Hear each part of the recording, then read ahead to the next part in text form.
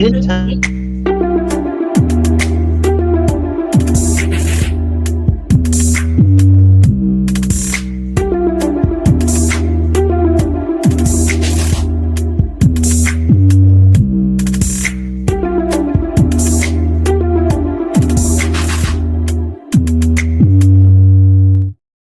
Once again, it's on. Welcome back to another great episode of the Better Than Sex Sports Podcast. Of course, you know I am the man on the street. It's your boy Pharaoh King. It's Tim Dog from Be More Careful.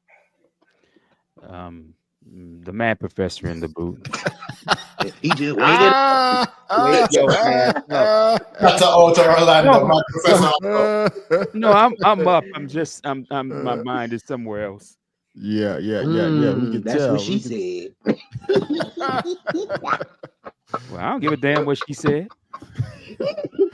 We want to welcome y'all, ladies. But I look like a man. Yeah, exactly. Welcome back, ladies and gentlemen. We're going to have a great show for y'all, like we always do. But before we get started, y'all know how we always do. We always got to ask the brothers how their day went. So, Shata, how was your day, my brother? Man, terrible. Man, terrible. I didn't have this combat injury that's just been ailing me, bro. When I talk about Combat, bro, I had my fourth surgery on this joint right here. When I say your boy it's been like Thor been in there throwing his hammer around in my damn shoulder, but it's all good because I'm gonna go ahead and I got my inversion table, I got my rumble roller, I'm about to tear this back up when I'm done. Yeah, I got you, man. But always remember, man, you know, if you don't feel no pain, you're dead. So Facts. Man, I don't like that one. I don't like that one at all. Exactly. So, as long as you feel the pain, you're alive. Tim Dog, how was your day, my brother? man. Actually, my physical therapy kicked my ass, but I started back up on Tuesday. Cut the grass yesterday, and today my legs feel like Jello afterwards. But there was this I had left my garage open because I cut my grass and let the gas from the lawnmower smell get out. Close my garage, and I hear this tweet, peep, peep, peep, peep, peep. I'm like, what the fuck is that? I go in the garage, I look around. Nah, it was Just a little attention. baby bird stuck up in the baby corner. bird.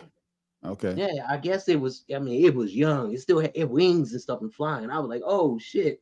Tried to capture it and put it in a bucket and put it out of the garage. Motherfucker kept going underneath the shit. I was like, Man, if you don't go ahead and strip them feathers off of that, drop it in some hot grease and go ahead and fry that sucker up.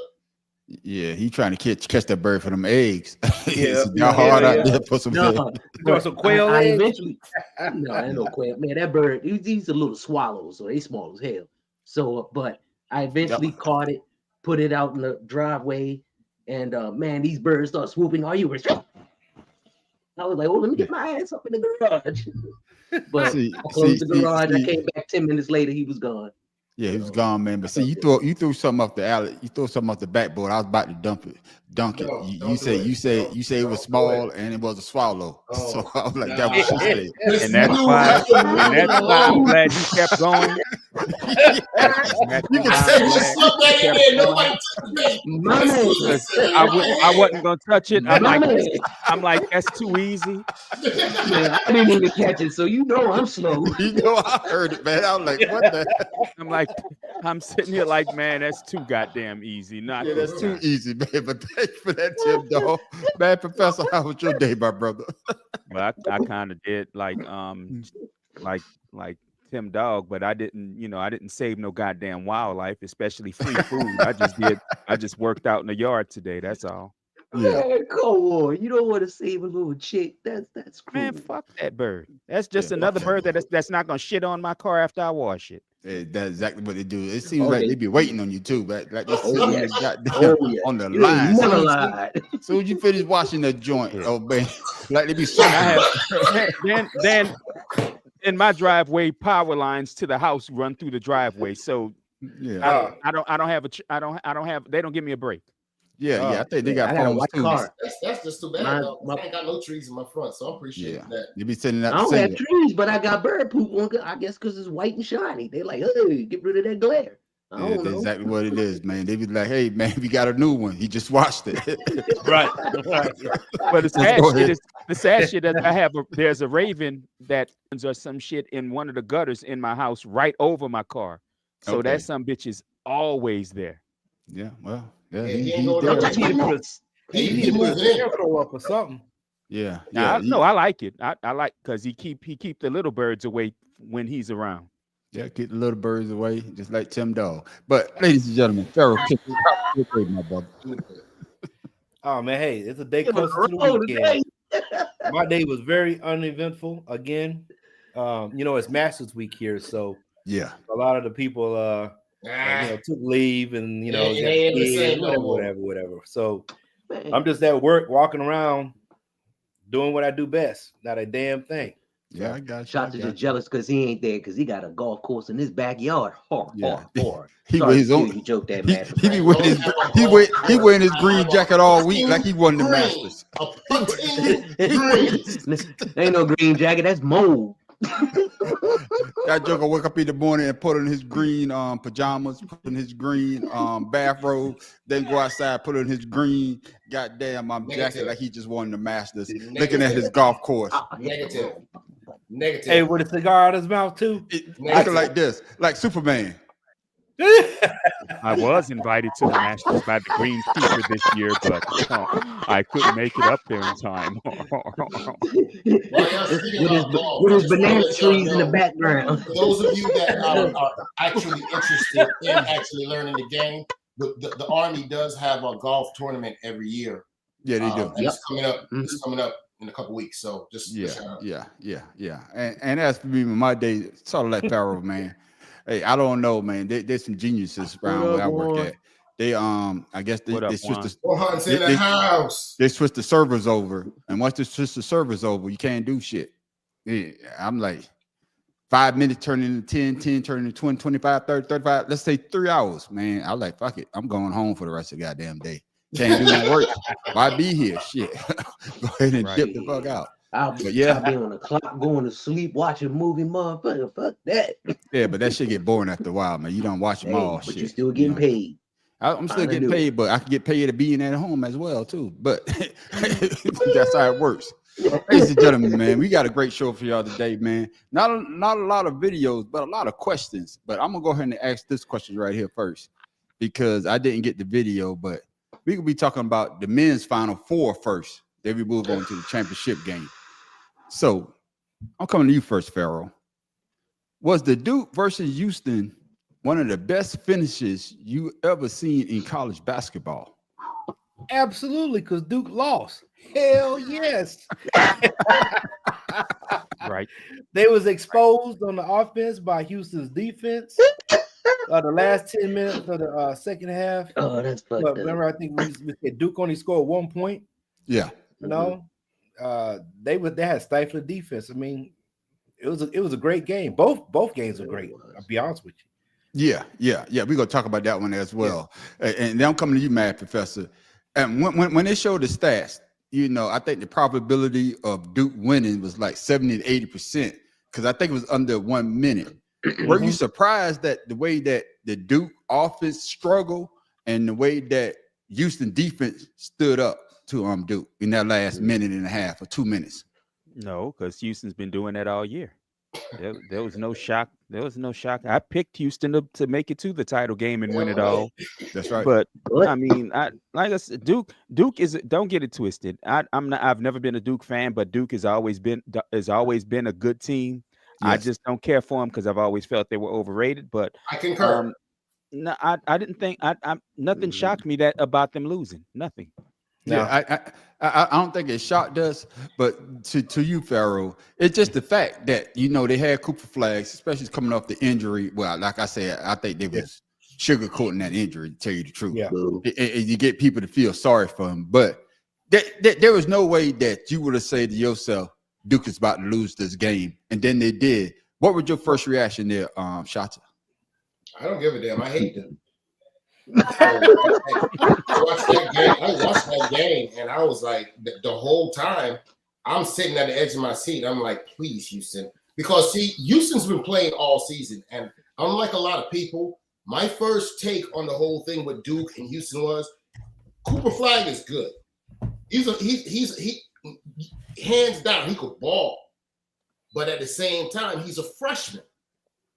You're talking about a Houston team with a coach like Sampson been coaching since I was in high school. Yeah, I think he used to coach. What was he coaching? Virginia at one point in time, or do I have the team? Calvin Sampson was I forgot the last. I want to say Virginia, but either way, you know what I'm saying. The first thing I said when everybody was like, "Hey, what you gonna think about that game?" I said, "If this game is close, it's gonna come down to execution." And Duke is not going to be able to execute with the pressure is on. Yes. So if the game is close, I was like, Houston's going to take it. And that's what happened. I got you. And of course, God damn it. Because I don't want you to say just like Shata, I don't care. Tim Dog. I need you to give me an answer. Tim Dog, I mean Shata and goddamn it, Mad Professor with the I don't care. I need to get what you saw because we wasn't thinking that Duke was gonna lose that game, especially up by 7. There's no way that they could lose that game. But then you see like Pharaoh said that Duke was basically struggling the whole second half, and you saw the Houston defense. Did it surprise you that Duke lost the game? It didn't surprise me, but it surprised me that Duke blew a good lead like they had with so much time left. And it wasn't until maybe 6 minutes left in the game where Houston really started locking up on their defense because they were down 7, then they started coming back and Coop, he went ball hard. He was trying to, do everything instead of kicking it out. One time he was triple teamed and tossed the ball up and didn't make it. And then, he looking at the ref for a call. No, you should have kicked that out. That right there shows the immaturity, as Shata was saying. But like he said, Houston, they got that experience. They got that length. I mean, it was a shootout in the beginning with Houston. Then Duke started making their threes because it was a good game all the way up until that 5 minutes, and Houston just put the clamps on them. That was it. Go ahead, Phil.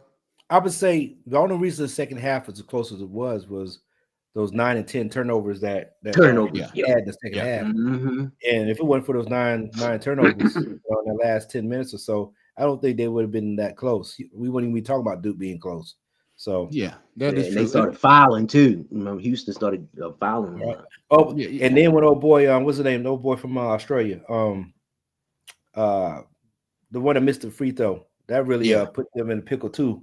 With they put them in a very big pickle. And I'm coming back to you. I wonder if that center got deported. Let me stop. Yeah, and I'm coming back to you, Matt Professor. But all the hype that Cooper Flag has been getting this whole damn season, and to see him come up short, do you think that, let's say if he's a one and done, that's going to affect his stock in the NBA, well, in the draft? Because he's supposed to be the poster child this year. But then Houston basically exposed him, and just like Tim Dog just said, he went try to go one-on-one to win the game, and of course they came up short. Your thoughts? No, because if he's gone as a one and done, he already knew what his draft stock would be. Okay. Either he's going to be top. He's leaving now. He's still going to be a top 5 pick because this year's draft is not that deep. Yeah. Who does he have? Who does he have to compete with? And that's what I'm saying. He's easy a top 5 pick. So I mean, he may not be one because somebody might want more experience on the court. Yeah. Because like Tim said, a more experienced player wouldn't have taken a 1-on-3 shot to begin with. Yeah. Yeah. But I mean, I didn't watch him all year. I did watch a few Duke games this year, and he's good. But if it weren't for his size, he wouldn't be where he is. And I agree. Doesn't have a whole lot of skill. Yeah, and I'm coming to you on Shata. The same question. Do you think that he lost his stock? But to go to what the Mad Professor just said, do you think that, of course, he's going to be a top 5 pick? But for me, when it comes down to picking Duke players, they're really not that successful on the next level. No, they're not. Only one is Kyrie Irving. Then he damn near played half a. I don't think he played the whole season. Well, he had Grant Hill. And nope. And Grant Hill, but I'm just saying in general. Shane Battier came from Duke. Nah, I don't think so. Nah. But I'm just saying, no big names, but there were players that did little roll things in the NBA. Nobody. Yeah, I'll give you that. Shane Battier, his head looked crazy when he cut it real low. He got the wrinkles in the head like a pit bull. I didn't care for that. You know what, Juan? I'm gonna tell you this, Juan. That's a pretty deep cut there. I like that. Yeah, I saw that. Yeah, I wasn't gonna say that. Where's my super suit? You know, yeah, I'm about to say that's a pretty damn deep cut right there. I like that one. Yeah, I wasn't gonna say that. I was gonna let that one slide. Man, I said something.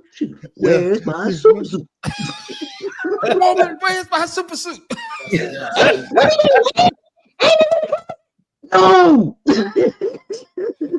Back to sports, ladies and gentlemen. I tell you, I need it for this is what you need get. it for the greater good. I am your greatest good. Where is my That's wild. If you're tuning in for the first time, man, we are not your regular sports show. We are not your regular podcast because we go off sometime, but we're gonna bring it back right now. So, shout to the same question: do you think if Cooper Flag, this is his last year, he's gonna be a top pick in the NBA draft? Bro, he's gonna be a top pick regardless. He's not gonna touch nothing. Number one, he's white, and he's freaking daggone playing for Duke. And every year they're gonna have a great white hope in every sport. And right this year it's Cooper Flag. Yeah, He's retarded. And it's Cooper Flag, and I'm coming to you, Pharaoh. It's Cooper Flag, but the great white hope showed a chink in his armor because he came up short. He didn't finish. I think I had Duke winning it all. I think I had Duke. Pharaoh, you let me know. I think I had Duke winning it all because of Cooper Flag and all the hype that they was giving him. But I saw Houston defense made him look normal. Pharaoh, prove me wrong. Cooper Flag, number 1 draft pick, or he could be somewhere in the top 10 if he decides to come out this year. He need to stay. I don't think he need to go nowhere. He needs to stay for at least another season. No, I don't see where he was that great of a player where he could be number 1, beating out half of these, because Clayton was better before out of Florida. Yeah, that's a good point, Pharaoh. But it brings me back to I think a point you brought up, man, on the street last week on the show when you were talking about should the men be forced to stay in school a little bit longer. Yeah. And this is where I think this plays a big, big role. Yeah. I think they need to stay in school for at least 3 years. These cats that this run and gun going to the NBA, yes, they might have the skill to be an NBA player like a Bronny James and go to the G League. Fine. But my thing is what's so hard about staying in school for them extra 2 years? You're gonna get your Cooper Flag, you're gonna get endorsements. Yes. Look at Paige Beckers. This chick, she's graduating a multi-millionaire. Like, come on, man. These NIL deals are everywhere. So for him to rush and go to the NBA because, he's the number 1, dude, you're a freshman. You need to go ahead and get some more, oomph under you. Yeah. Let's say with what you're saying that, look at the maturity level of your NBA players coming out early. In your That's what I was not saying. NBA, college going to NBA as opposed to college going to the NFL. Look at the maturity level difference of them staying in school those 2 extra years. Right. And not only that, you're getting a basis of growing and maturing and because what's his name? What Anthony John Morant. No, I'm just saying Anthony Edwards. He goes and get with this 38-year-old woman. You got Zion Williamson that we had his crap. You got John Morant. You don't have these guys maturing, so when they get to the league, they're able to prosper and keep moving forward. Right. And I believe they need to stay. Them one and done, they get a bunch of money. They're still 18, 19, 20 years old. It's still stupid. Yeah. Irresponsible. But see, I'm gonna come to you, Tim Dog, and I want you to answer this. But I think there's a different a level of eyes on those guys because those guys are young black men, and I think they're more scrutinized than young white men that comes out earlier. Because this is just me speaking. I could be wrong. This is just me speaking. I believe the public will criticize those young. Look at them; they don't know how to handle money. But we can see them same young white men. If Cooper Flag was to make those same mistakes, the people were making excuses or he should have stayed another year. They won't say that he was immature. They just say that he's a young man. They would just say that. They would just say that he's a young man and he's going to make a mistake. So the same question to you: do you think that Cooper Flag, you know, he had a great postseason, had a great season in college basketball? Do you think that he would be a number 1 pick, or would he? No, I know he's going to be in the top 10. Or do you agree with everybody else that he needs to stay for a couple of extra years? I think every NBA player coming out of college should stay at least 2 years, not just for the development of the game, but the development of their mind. And the NBA, to me, should put some kind of stipulation in their contract where, you know, they have to take some kind of, you know, not a financial class, but do something that'll make them financially responsible instead of just giving them the money and saying, hey, run away with it. And I know they had people who talked about it and done and try to mentor these young guys, but put it in writing. Whereas if you know, don't do this or don't succeed in doing this, then you go to the G League or we put you out or something. Because right now, everyone's coming out for the money. I got you. And to me, you're wasting your time and the league's time and the owners. Your ideas are well and good, but where does personal responsibility come in at? And true I that. mean, but I'm sorry. It comes with maturity. It comes with maturity. Let me finish. Let me finish. I understand where you're trying to go with it, but see, the issue is you're taking responsibility, personal responsibility out the hands of these young men and giving it to somebody else by saying, if you don't follow this rule like this, then you're gonna get I'm this. not saying. Well, I'm not saying totally said. take it out of I'm not saying totally take it out of their hands, but show them financial responsibility other than someone talking to them. That's what I'm saying. The issue is, Tim, is these cats are coming out unprepared for the style of play in the NBA. They don't have NBA skills, which is part of the reason why the game looks so horrible now. That's why I said another reason why look at the last 3 or 4 crops of rookies that have come out. Not many of them are stars now. And the ones that are stars, I don't think they're long-term stars. I think they're more flash in the pan. I mean, look at Zion, look at Ja Morant, look at Ant. They're good. I did say that in the beginning, though, man, Professor. I said that I know, and to develop their skill and their mind. I didn't agree with was putting the financial aspect in it, because that's their money. You can't tell a man what to do with a man's money. I just wanted to show them other than, hey, here's a financial advisor. What I'm saying is your idea is good, but there's already too many examples of bad financial literacy in pro sports. And it starts with kids getting out their first year to make money so they can be more irresponsible. But they've already got money now. I'm just a caveat. I'm a caveat, and hopefully, I don't piss the math professor and Shata off when I say this. I believe it starts with that we as Black parents don't teach our children about money literacy early in life. It's hard to do it when you don't have money. Exactly. And that's what I'm about to say.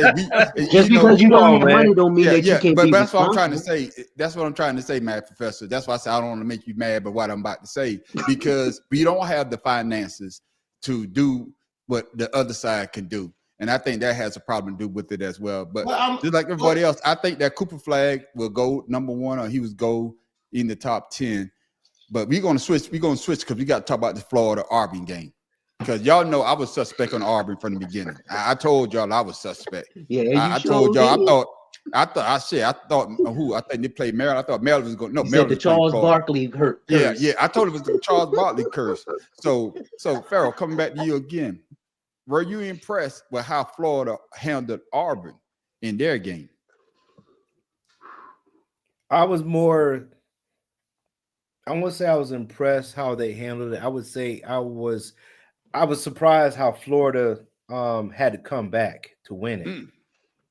I thought they would come out the gate and control the game from the tip off, but they like I said, they have some issues with some ball handling and missing free throws. They gotta fix those damn free throws, man. But once again, Mike Clayton, or whatever his name is, I'm just gonna say Clayton the second. That Joker is phenomenal, man. When it's time for him to rise up, that Joker rises up. And without him, they wouldn't even be winning anything. They wouldn't even be in the tournament. So and same thing you mad professor is that the Auburn, like I said, I was suspect. I told y'all the Charles Barkley curse was going to catch up to him, and it actually did. It caught up to him, but it caught him to the wrong time. So, but Florida came out, and just like Pharaoh said, Florida, to me, they relied too much on the 3-point line for me in that game. Yeah. But oh boy, he showed up and he showed out. So were you surprised the way that Florida handled? Basically came back and beat Auburn in their playoff game in the Final Four? Not really. I mean, I picked Auburn to win it all because of Auburn's defense, not their offense. Yes. So but Florida had good defense, just like with Houston. I picked Houston to win it all. I'm sorry, but I picked Auburn to get to the championship game because of defense, not offense. Auburn's offense is scattershot at best. They're like LSU was. LSU could score 1,000 points, but they'll turn the ball over 15,000 times. You said they score 1,000 points, but somebody else score 1,001.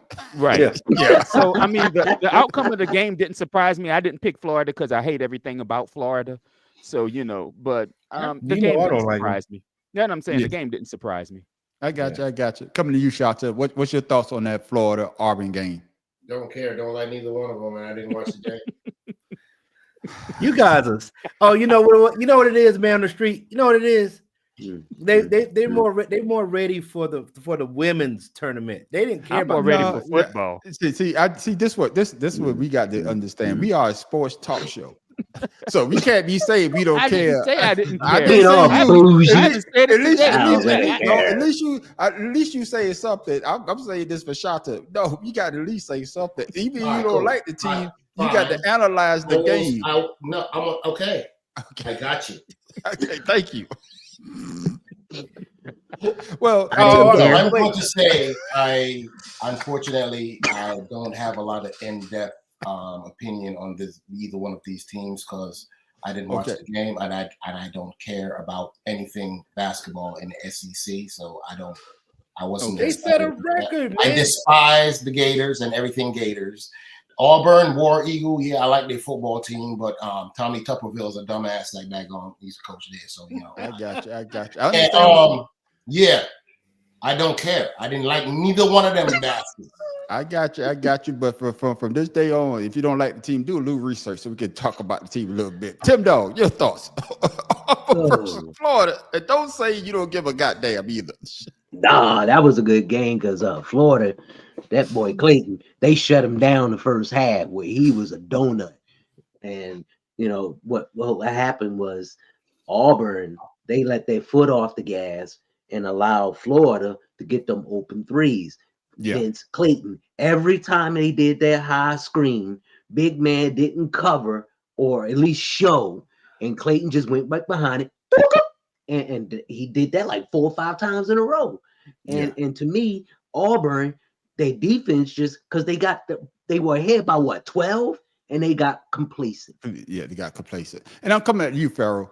I see this in a lot of sports, and I want us to have this. Why do teams, instead of keeping their foot on the team's neck when they got them down, I know they be looking at the clock. I know the coach probably play the clock. Let's dribble it down for one shot. But at the end, to me, I think you shoot yourself in the foot. If you playing a certain style for the first 3 quarters and you up by 12, don't change your plan. Keep that same plan. If I'm wrong, Pharaoh, tell me I'm wrong. So I'm gonna use an analogy here. Iman Shumpert playing against Kobe Bryant, 3 quarters. Iman Shumpert's tearing Kobe's ass up. Yeah. 4th quarter, Kobe taps him, talking about you had a nice game. Shumpert's like, what do you mean? Well, I've been on you the whole game. Next thing you know, he's off the glass. He's doing the fadeaway. He's like, what the fuck? What are you on? It doesn't matter if you kind of keep your foot on the neck. Okay. If the other team has something a little bit more than what you was playing with, they're going to outshine you. And that's what Clayton did. You kept the foot on the neck for what? A half. Well, 1/2, half of the second half. but he rose above all their whatever they had on throwing at him. So he was the factor. He was the difference. That last 10 minutes, he was on fire. I mean, yeah, that's what I'm saying. So it's like it doesn't matter. We think that they're not keeping their foot on the neck, but Clayton is like, I'm tired of you putting your foot on my neck. I got you. Matt, Professor, you agree with Pharaoh King?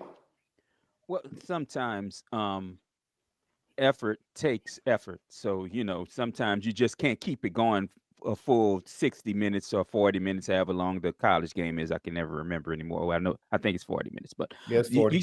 You can't always keep your foot on the gas at 100% through an entire game. And sometimes, especially with Auburn scoring as much as they were in the first half and in the opening of the second half, sometimes you can't keep up that kind of consistency. I mean, shit, look at what happened to Alabama, what they scored, 25 threes, and then the next game they couldn't shoot for shit. Yeah. So some it's out of a barn. Right. It happens.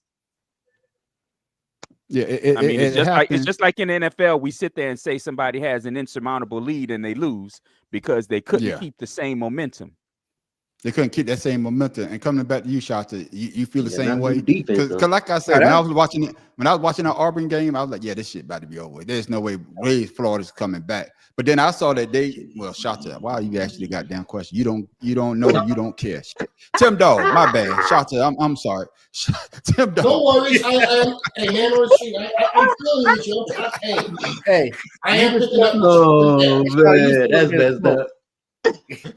I'm picking up what you're putting down, Kevin. I got you, Tim Dog. Do you agree that? Well, Shota, I want you to answer this. It's in any sports though. Do you agree that when some teams when they let off the gas and then they lose, they probably go back and say to themselves, "Why did we stop doing what we were doing that got us the lead and hopefully would have gotten us the win? But since we stopped doing what we did, we took the L." So you can see that analogy, can't you?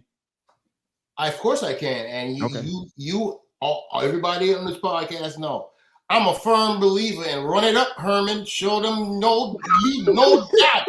You understand me? Run it up. I don't give a damn. They are professional players, and stop my defense. No, I don't care if it's scored 100 to that on one. Yeah, stop us.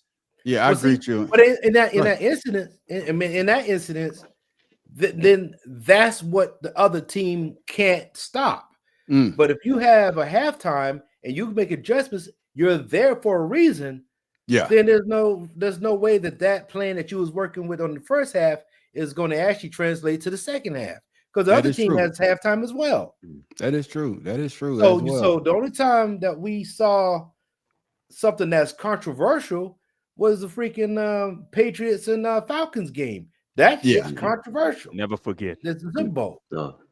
Yeah, but what really hurt Auburn was not just holding on to the ball, but the turnovers. My bad, fellas. That's on me. I don't know what the hell just happened. For what? That's on me, man. My internet just kicked out. Oh no, you were blurry as hell. Yeah, you were blurred for a moment. But I'm not blurry anymore. No, you put your glasses on. Yeah, my bad, fellas. No, man, because I be having my internet off. I need to turn the Wi-Fi off when I go landline. I apologize.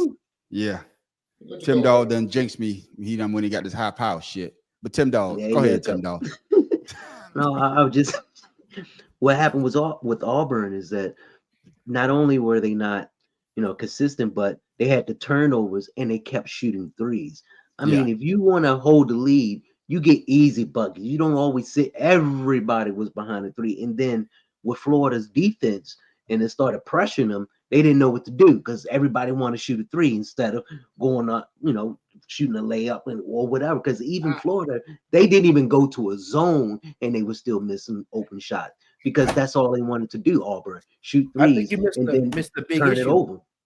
Auburn was without Groom because he got hurt for a little while there. Yeah. So that's when they started going to those threes. That boy's a beast. I ain't gonna front. Yeah. Doesn't matter. When Groom went out with that injury, that's when they started shooting the threes and they shot themselves out of it. That's what I'm saying. You don't need to shoot a three. You run a play and somebody go in the basket. Game plan changed because Groom was out.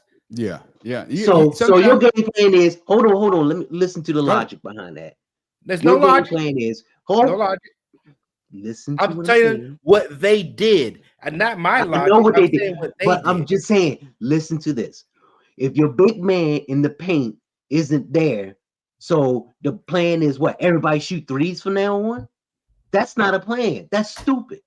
Yeah, Tim, we but talking but you, about from you, dog. We talking but about the no, game. you I'm know, just talking I about would say any this. team, period.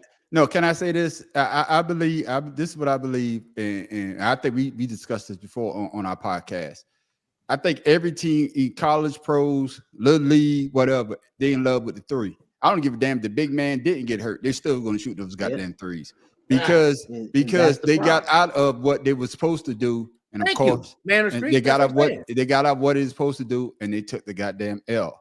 Yeah. But fellas, the last question that I have, and I'm coming to you first, Mad Professor, is this: did the men Final Four live up to your expectation this year?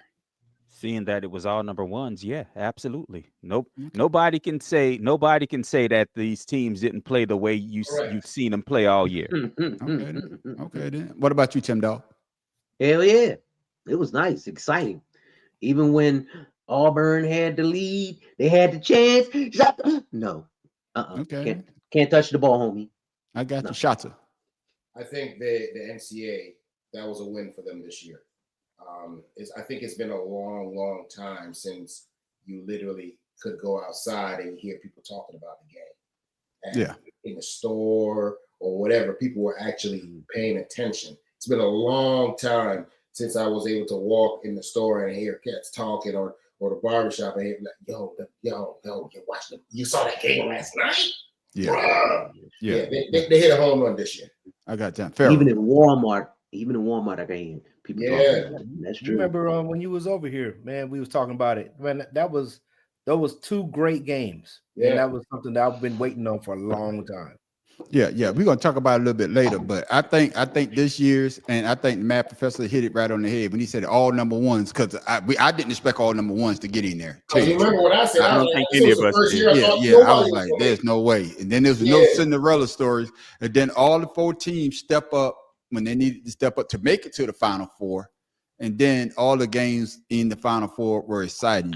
But fellas, it's time for us to talk about that goddamn championship game. Oh yeah, let's do it. I didn't see, y'all know I didn't pick Florida to win, but those bastards won any guy. Well, I ain't gonna call them bastards. Those young men, those young men won any goddamn way. The road ends here tonight. Florida 65, Houston 63. Cougars for the basketball, 19.7 to play. The shooter's on the floor, but I still think you got to go for the two. You might end up with a three if the defense covers for you. Big thing, no threes. Run them off that line. Run them off the line if you're Florida. If you're Houston, get the ball in Crier's hands. Let him try to get a good shot downhill into the paint, and four guys will go to the glass if you're Houston. Crier and offensive rebounds for the Cougars. And Robert's a guy they go to and that foul line has been a dilemma. They made the two big ones the other night. National championship is in the balance. 13 seconds left. Florida leads it by 2. Uzan got to go. Uzan, give it up. Crier, 6 seconds, 5 seconds, sharp. He walked, he can't touch it. He can't. 1 second, and it's over. Florida is back on top of the college basketball world. Championship madness. It's a great day to be a Gator. They win the national title. Matt Professor, did the Houston Cougars let one slip in the last minute of the game? And it started a little bit before the last minute. Yes. Houston in the first half, had 5 turnovers total. Yeah. They had, what was it, 3 in the last minute? I mean, right there. It was number 21. If it's a close game, turnovers are always going to make you lose. Can I say this, Professor? I think Florida had more turnovers. And then the star for Florida, Clayton, they had him in check. I don't think he had a point that first half. Somebody, he went 0. He went zero. He didn't have any points. In fact, if I remember right, in the first half, he didn't even get more than 2 shots, if I remember right. Yeah. But turnovers in a close game is always going to kill you. Always. And I mean, it's it showed itself. Houston was a little bit on the small side, which I didn't think would be an issue for them since they were fast. But sometimes playing too fast, you lose I would control say of the number ball. 21. What you saying that number 21 was playing too fast because they turned the ball over under the goal because it went off of him. Yeah. See where my mind go. Man, Professor, you throw an alley-oop, I gotta dunk it. Yeah, sometimes you go too fast, and what happened? You shoot your load. It ain't never too fast. Now It ain't never to go too to sleep. fast. I get tired of telling y'all that. It ain't Now never too time to go fast. take a nap. I'm about to go take a I get nap. tired of telling y'all you go fast if you want. You better make somebody on either side of the pillow better make that shit work. I'm just saying. Slow down. Slow down. Come to you, Shota, man. Do you think the Houston Cougars let one slip this year? Everybody could be like, you know what I'm saying? No shade for anybody. Everybody see the game differently, but yeah. Just watching the game, yeah, I mean, coulda, shoulda, woulda. Nobody has ever, unless you're actually in that kind of pressure situation, like, oh boy, you know what I'm saying, getting caught in the air like that, it's not something he was prepared for. And I think he was thinking, like you said, too fast, and he couldn't get to the ball, and that threw the whole thing off. But either way, I can't hate on either team, man. They played their heart out, and one had to lose. Yeah, and Pharaoh, the question because the way that Houston, I mean, they held a boy in check, Clayton. But then he hit one shot. Then, like they said, you need to see the ball go through the hoop one time. Mm-hmm. But did you see Houston? Like I said before, they had that great defense, but then it's sort of like back off, holding the ball a little bit too long and taking bad shots. Mm-hmm. So, do you believe that Houston let one slip away? Houston let it slip away because they were up 12. Yeah, they had those turnovers. Yeah. Number 21, and I'm gonna keep saying number 21 because he did it in the prior game, playing against was it not Auburn, but Duke. It went off his foot, moving too fast, right? Trying to make a play. And I understand what you're trying to do, but he's under the rim. Why are you trying to go around a defense under the rim? So with that being said, that ball goes off. They inbound the ball. They give him the shot. Take the shot. If anything, he's going to get fouled because it was Clayton, and they was in foul trouble. All he had to do was just toss it up there. Hell, then you could possibly get a 3-point play at the line. Yeah. I agree with you at the same time, you're going to get caught in the air. Just shoot the ball. You only got 3 seconds left. What are you doing? Yeah. And Tim Dog, what's your thoughts? Houston, they dropped the ball on it, literally. Yeah. Tim Dog, did Houston drop the ball, in your opinion? They didn't just drop the ball. They fucking had a cement block fall on their feet because Clayton, he started out 0. I mean, like poor as hell. But that second half, he started out hitting them threes, and it was Clayton who forced old boy to jump and drop the ball because he was flying in the block. They was in foul trouble. Yeah. Mm-hmm. And Clayton came in there, he saw he was about to shoot it, and old boy was like, oh shit. So he had to let it go. Or that shit was gonna be down on the other end of the court. It doesn't matter. At least give yourself an opportunity to get a foul on the play. True that. He moved in to his the mind, went by. Yeah, but think about it. He was the one that the play was designed for. So when the play excuses. Now when you playing basketball. No, I'm just saying when you playing basketball and the play is designed for you, and somebody on the defense does something that you don't expect it, and especially in a situation like that, you're not thinking. You should be thinking, okay, if I don't get this, who am I going to? But they once again, experience counts, and that's one thing that he did not have. He didn't know what to do, so he had the ball, got stuck up in the air because Clayton was coming to block it, and that was it. Yeah, before we move, I don't know why you explain to build a clock when you just made my point. Yeah, and I didn't say nothing about it was wrong. I was just making a statement about it. That's all. Before we talk about Florida and the way that Florida won, I want to go back to that one play. And I'm coming to you, Matt Professor. Does that one play goes down to like a Chris Webber type play when he called a timeout when he didn't have a timeout. First, they let him got away with a travel at first. Why you gotta go all the back? No, because plays like that gonna live for forever. Well, because this guy's gonna be thinking about that. Like Pharaoh said, I should have took the shot. I could have got fouled, but he went up and got caught. But go ahead. The only reason I say, to me, the Chris Webber play is worse because, like you said, he got away with the travel and at first.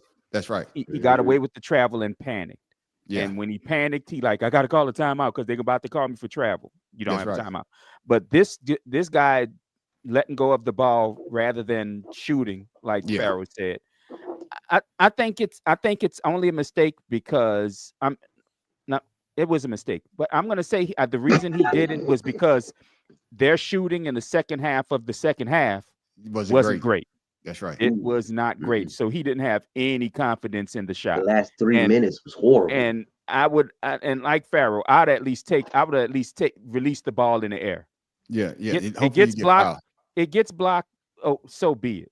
But at least go for the damn shot. Yeah. And Pharaoh, I know not Pharaoh. I'm gonna go to Shota first, then I'm coming to you, Pharaoh. I'm Shota. I know you don't want to go back to the Chris Webber shot. So let's say this. Why do so many coaches, and I know it's 19 seconds left, for me, I thought it was a bad play on the coach's part to take it in the backcourt. I'd rather take it in the front court, throw it in the backcourt, and then try to get a shot up. So at least if he misses, we have more time on the clock, because they had 19.3 seconds and they took their time to, unfortunately, we saw what happened. So my question to you is, do you think that it was a coach's mistake on the way that they ran their final play? Shot. That's a tough call, man. I mean, having been in games where it's been close like that, the plays are drawn up, but unlike football, where at the end of the game, you might have 2-3 plays, you will have the talent you might not have the talent on your team to have an extra play. So it could be a number of different things. It was a bad play. It was a bad look. But I can't sit here and say yay or nay because it's basketball and it's the national championship. You never know where somebody's mind go to when the pressure is on. So, Yeah, and the reason why I asked that question, I'm coming to you now, Pharaoh, is because if you got 19.3 seconds, you throw it in the backcourt, you don't take your time because we don't know what's going to happen. I mean, if we could throw it up, get fouled, like you say, throw it up, but the guy got caught in the air. And that's why it brought me back to the Chris Webber situation, because like I said, he did travel and it wasn't called. That he got caught in that corner with a timeout. But if you had a shot the ball, they had to take it in the front court, throw it in the back court, and then run a quick play to try to get a quick score. You never know. You get a touch, you get a tuck, an easy dunk or whatever. But the way they ran the clock down, then he got caught in the air, basically cost them the game. Your thoughts on Pharaoh? No, I thought exactly what you're saying. Your defense is holding the team. Get your 2 and tie the game. Yeah. Right? You know your defense is doing well. Now you can reset. What is it? 5 minutes? 5 minutes overtime? I believe so. Yeah. You got 5 minutes to keep your foot on the neck defensively, and then you can win the game. I'm not saying, like, why would you go for a 3-pointer when you know you wasn't making those all game? Yeah. You're struggling with that. Get your 2 points and go into overtime and reset. In defense of the coach taking the ball from the backcourt, they were trying to set a specific play. And they allowed, but the only issue is because taking it in the front court, there's going to be no spacing. Yeah. So the half court becomes part of the defender for the defensive ball for Florida. But giving yourself the ball in the backcourt, you can set a play and you get spacing. But Houston's players didn't space themselves properly because if you notice, before 21 came out for the ball, everybody was on one side of the court. It was like an ISO play.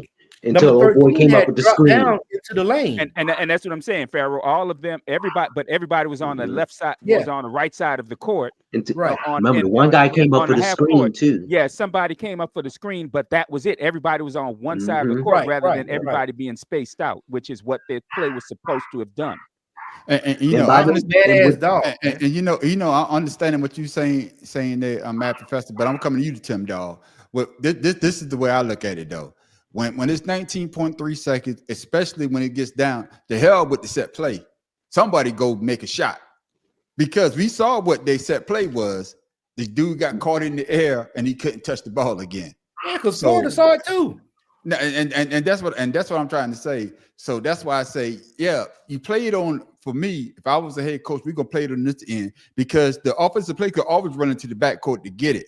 Let's see what they do because you never know. Somebody might have missed their assignment and we could have get an easy lob to the basket, easy play to the basket. But when they played it the way that they played it, they damn near dribble the ball, and the time wasn't on their side. And of course, we know what happened. Tim Dawes, your thoughts? Coach was playing for last second shot. I mean, game shot. And that just leaves yourself open for scrutiny if it doesn't work. Yeah. Throwing in the backcourt, it does two things. It sets up the offense so that everybody know where they're going, and it runs the clock down. But at the same time, it's a double-edged sword because if you run the clock down and they discover your play or the play messes up, then what are you stuck with? You're stuck with old boy hanging in the sky because Clayton is coming. Like everyone said, Stevie won, and everyone could see that who was going to take the shot. And everyone else was spread out for the three. And when he went up, because they were so spread out, no one could come and get the ball. Yeah. I don't think because they were so spread out. I think for me, when I looked at the play, it was too close together. Because that's because old boy had the screen. I'm sorry. Yeah, I apologize. That because he set the screen, and when he set the screen, the defender came. That's right. Before that, everyone was out, and I mean, it was just like, why are you sitting out at the three? If you're gonna set the screen, you set the screen to move or do something right to go to the basket. Yeah, but he set the screen and stood there. Yeah. So that kept the defender there. So he didn't really have much place, to dribble the ball to go around. His damn nose and shit. Yeah. And like I say, I think that the head coach, he's gonna look at that play and it's gonna haunt him for a while. But like I say, I think why? Go ahead. Because he was a coach for the Rockets, and the motherfuckers didn't win shit. I'm sorry. I'm going to say this, but I think that he has a team that's been together for a while. Unlike some of these other teams, I think Auburn has a team that was together for a while. Florida probably had a team. Oh, I think all the teams, they've probably been together for a while. They're not one of these teams that one and done's and they're gone, and then the coach has to rebuild. Yeah, so I think it was a bunch of experience. Yeah, I think it's going to come back. Houston had a 6-year senior, so shit. Yeah, they did. Yeah. And Matt Professor, speaking of experience, and that's why we're going to talk about Florida right now. How impressed are you with Florida? Because the way that they held Clayton down that first half, but they fought through it and they kept their head. They didn't let the pressure get too big for them, and they pulled out to be the national champion. Man, Professor, your thoughts? Well, I mean, you can't help but be impressed. I'm not a fan of the team, but the way they fought back, and the way they forced Houston into not making mistakes but taking some awful shots. You can't help but be impressed. They showed what veteran teams can do, and that's right. And I'm hoping this year's Final Four and championship game shows some of these younger players, hey, maybe if I stick around, maybe if I stick it out, I can be a part of a title-winning team. Exactly. Yeah, and I think that's what it boils down to, because when I watched that first half, coming to you, Shotzer, when I watched that first half, I was like, I can't believe they're holding Clayton to 0 points. Oh, Houston about to win this game. And then when they went up by 12, I said, yeah, this shit's over. Man, I started humming, like they say, the fat woman, man, I put my shirt up like I was an old white guy with my beer belly out. I was humming and rubbing my stomach like this. Could you put that thing away, please? I know that's right. Put that damn thing away. What the hell is going on? looking like I need to be on Social Security. I'm telling you, that's how I was rubbing it. I was rubbing it just like that. What you trying to say? But what I'm saying to you, Shanta, is I don't have one. to see Florida withstand the 12-point deficit, withstand Clayton being 0 for in that first half, withstanding that great defense because Houston was switching. I mean, they was doubling every goddamn thing. And it seems as though that Houston had all the momentum to win the championship. But you saw Florida kept to their game plan and, of course, turn out to be the national championship. National champions, I mean. Shanta, your thoughts? All right, look. I don't know what the hell Houston was thinking. I don't know what Calvin Sampson was thinking with the slow. First of all, we've been playing all season. When y'all get up on teams, they get out and run. Yeah. They get out and run, and they keep the pedal. So now this is the championship game. All of a sudden, you want to half quarter offense. Listen, man. That was all coaching, bro. That was all coaching. I'm sorry. But Matt Professor, not Matt Professor, but Shanta. I know you don't care for the team, but you got to talk about Florida. What impressed you about Florida to be able to withstand that? You went back to Houston. I need to hear you say something about the way that Florida. Houston wasn't even in the championship. Yeah, I need you to. I want you to. Well, Florida. The thing with Florida is, like you said, man. Florida has been. That team's been together for a while, so they've been playing together, kind of under the radar, getting better, and it showed up when it needed to show up. Yeah. Point blank. I mean, you can't. The way Houston was playing ball, there is no way on God's green earth after them last 2 games you were like, oh, Houston don't got no chance to win the national championship. You're like, man, these cats are running, they playing, they swatting, this dude hitting threes. I'm like, man, these way these cats play defense is about to be over. When the game started, yeah. The first thing I noticed when the game started, when they were going back and forth for a second, I was like, yo, ain't nobody trying to run those set plays. Ain't nobody running those screens. Y'all just running up and down the court. Y'all not doing nothing y'all did last game. Yeah. And I'm like, that right there disheartened me in the first half. But seeing that Clayton wasn't hitting, that's when I know, because when you have a great shooter and that great shooter doesn't have a good half, if you don't capitalize on it, you're taking a chance. Yeah. Farrah, I'm coming to you, and hopefully you give me a better answer, because Shata's still talking about Houston. We talking about how Florida came back and withstand. And this is what I'm going to ask you first, because Mad Professor said it earlier, and I think we all said it, because of the experience, because Clayton wasn't on, but I forgot the other player. He was hot. He kept them in the game. I think it was two other players. So Florida, hey, they shutting down our main players. So now we need 1A and 1B to step up. And those guys step up. And then once they step up and they came back, kept the game close, but then Clayton got off. And then all of a sudden you see that momentum start to swing. And of course, Florida pulled it out and become national champions. Your thoughts? Shout out to Todd Golden, because he had that team prepared. He also had a team that's been playing together for at least 3 years. Yeah. Walter Clayton is a senior. And I think the other guys were juniors and sophomores. They've been around. They know the how the game plan works, and they were resilient. Yeah. So yes, that's why we're saying that these teams coming in there, like Florida they did good last year, but this year they accomplished their mission. It's due to team chemistry, and a lot of these teams don't have the chemistry. Like we said, Cooper Flag comes out, or whatever his name is. He has no team chemistry. So what do we know is going to happen? We know we're getting with Clayton. You know what I mean? We know we're getting with the center. He's like 7'1". Yeah. We know we're getting with those guys. So I believe their team chemistry, the history of the coach, good coaching staff is the reason why they pulled it out. Yeah, and I think the reason why they pulled it out, coming to you, Tim Dog, is because, just like you just said, because of the team chemistry and because they had a plan. They had other players that stepped up. And I think that we talk in any sports, when your star players not playing well, or they being shut down, we need other star players to step up. And with Florida, I think they had two other players that actually stepped up. But then when the crunch time came, the superstar showed up. Tim Dog, did you see the same thing that I saw? Yeah. except that with Florida, Houston couldn't stop that pick and roll with Clayton. Yeah. That second half, they would trap him when they Can I tried say it. this? But Can I say this though?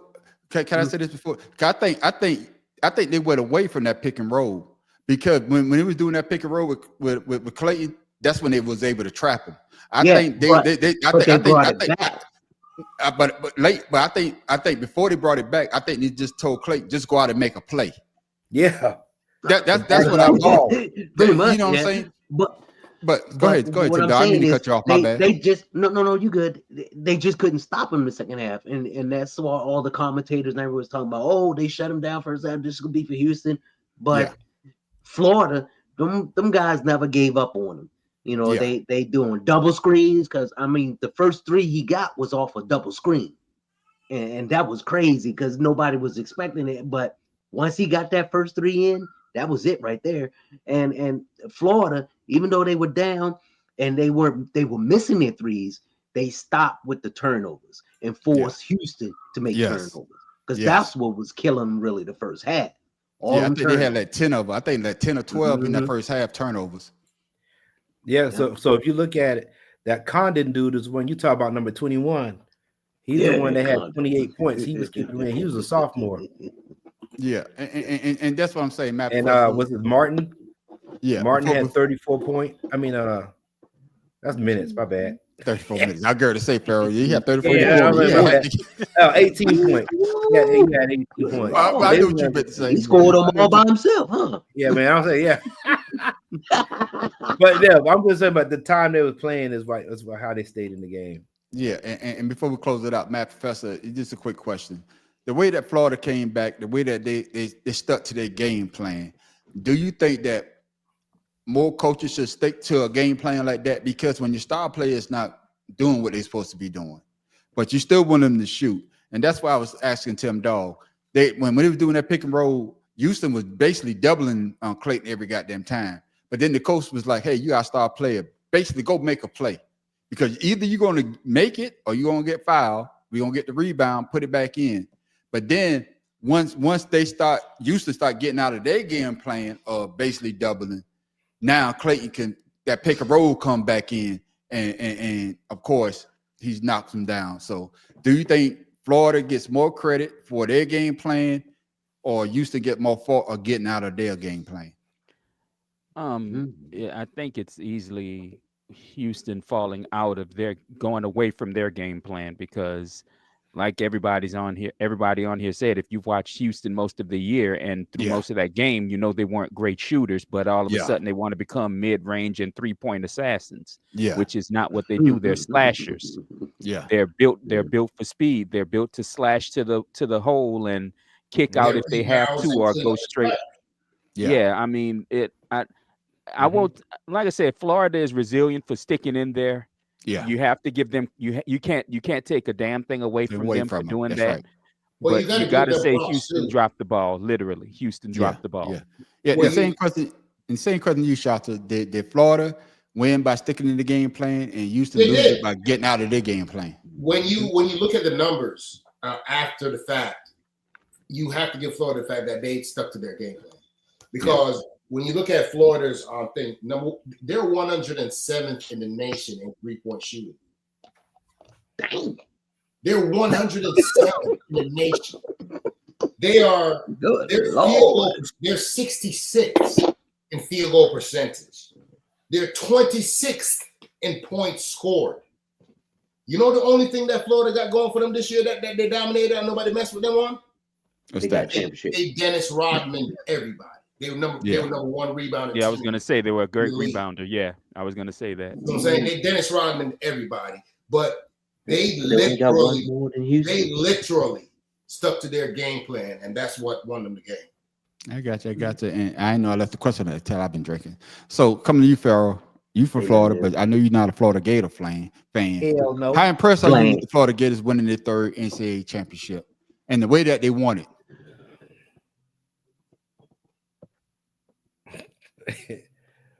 They won it by another team failing. So okay. I wasn't expecting that. Hey, he ain't lying. He ain't lying. So with that being said, I can't say I'm impressed. So like we're talking about, you know how they say that a runner, like a runner, keep your form. Everybody else is sprinting and they lose their form, but that one person who keeps his form ends up looking faster than everybody because he kept his form. Right. So that's the same thing with that's how Florida won. They kept their form. Yeah, they kept their form. And coming to you, goddamn Tim. I mean, do you agree with Pharaoh? Yeah, I mean, it was basically there. I mean, it was their game to win, but they lost it to themselves. and Florida, they stuck to form. They stuck to, what got them out of that 12-point deficit with the second half. And then Clayton finally, he woke up from his nap. Yeah, so. and I think that the head coach of Houston is going to be kicking himself for a while, and he's used to it. And it's just the fact that you get there and then everything plays out so damn well, and then the last couple of seconds, it just seems like, the last couple of minutes, it seems like everything falls apart. And I think hopefully I want him to be back next year, but that's the only thing with the tournament. You never know. Do you ever get that chance again? And of course, hey, can I say something though? I'm sorry, it wasn't the fact. Yeah, cuz man, unlike your ignorant ass, impolite, unmannered. Anyway, it wasn't as much as Clayton. Thank God for the middle finger. Can I ask you a question? Yeah, it wasn't as much as Clayton really taking over the game because he didn't score that many points. It was just, his energy, his enthusiasm. His presence. Right. Because in the first half, remember, the coach took him out for a period because he was just jacking up shots and wasn't making them.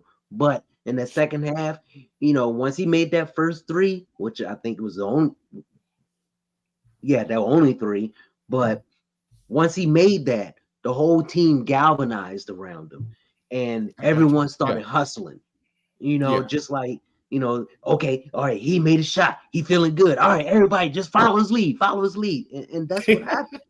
And I think that's what any sports, though. When you got your star player and your star player is not playing well or not hitting the shots that he usually makes or she usually make, and once they make that shot, now the team, you got to focus on them, and now basically you're not focused on us, and we could do the things that we are normally being able to do: rebounding, jumping on the ball if it's a fumble, dive for the loose ball in basketball, whatever. And I think that's a great point that you made. But before we move on to the women's side of the championship, I want to ask this question: did y'all see when Houston did when the be able to go to the championship game, they didn't let Akeem go on the floor?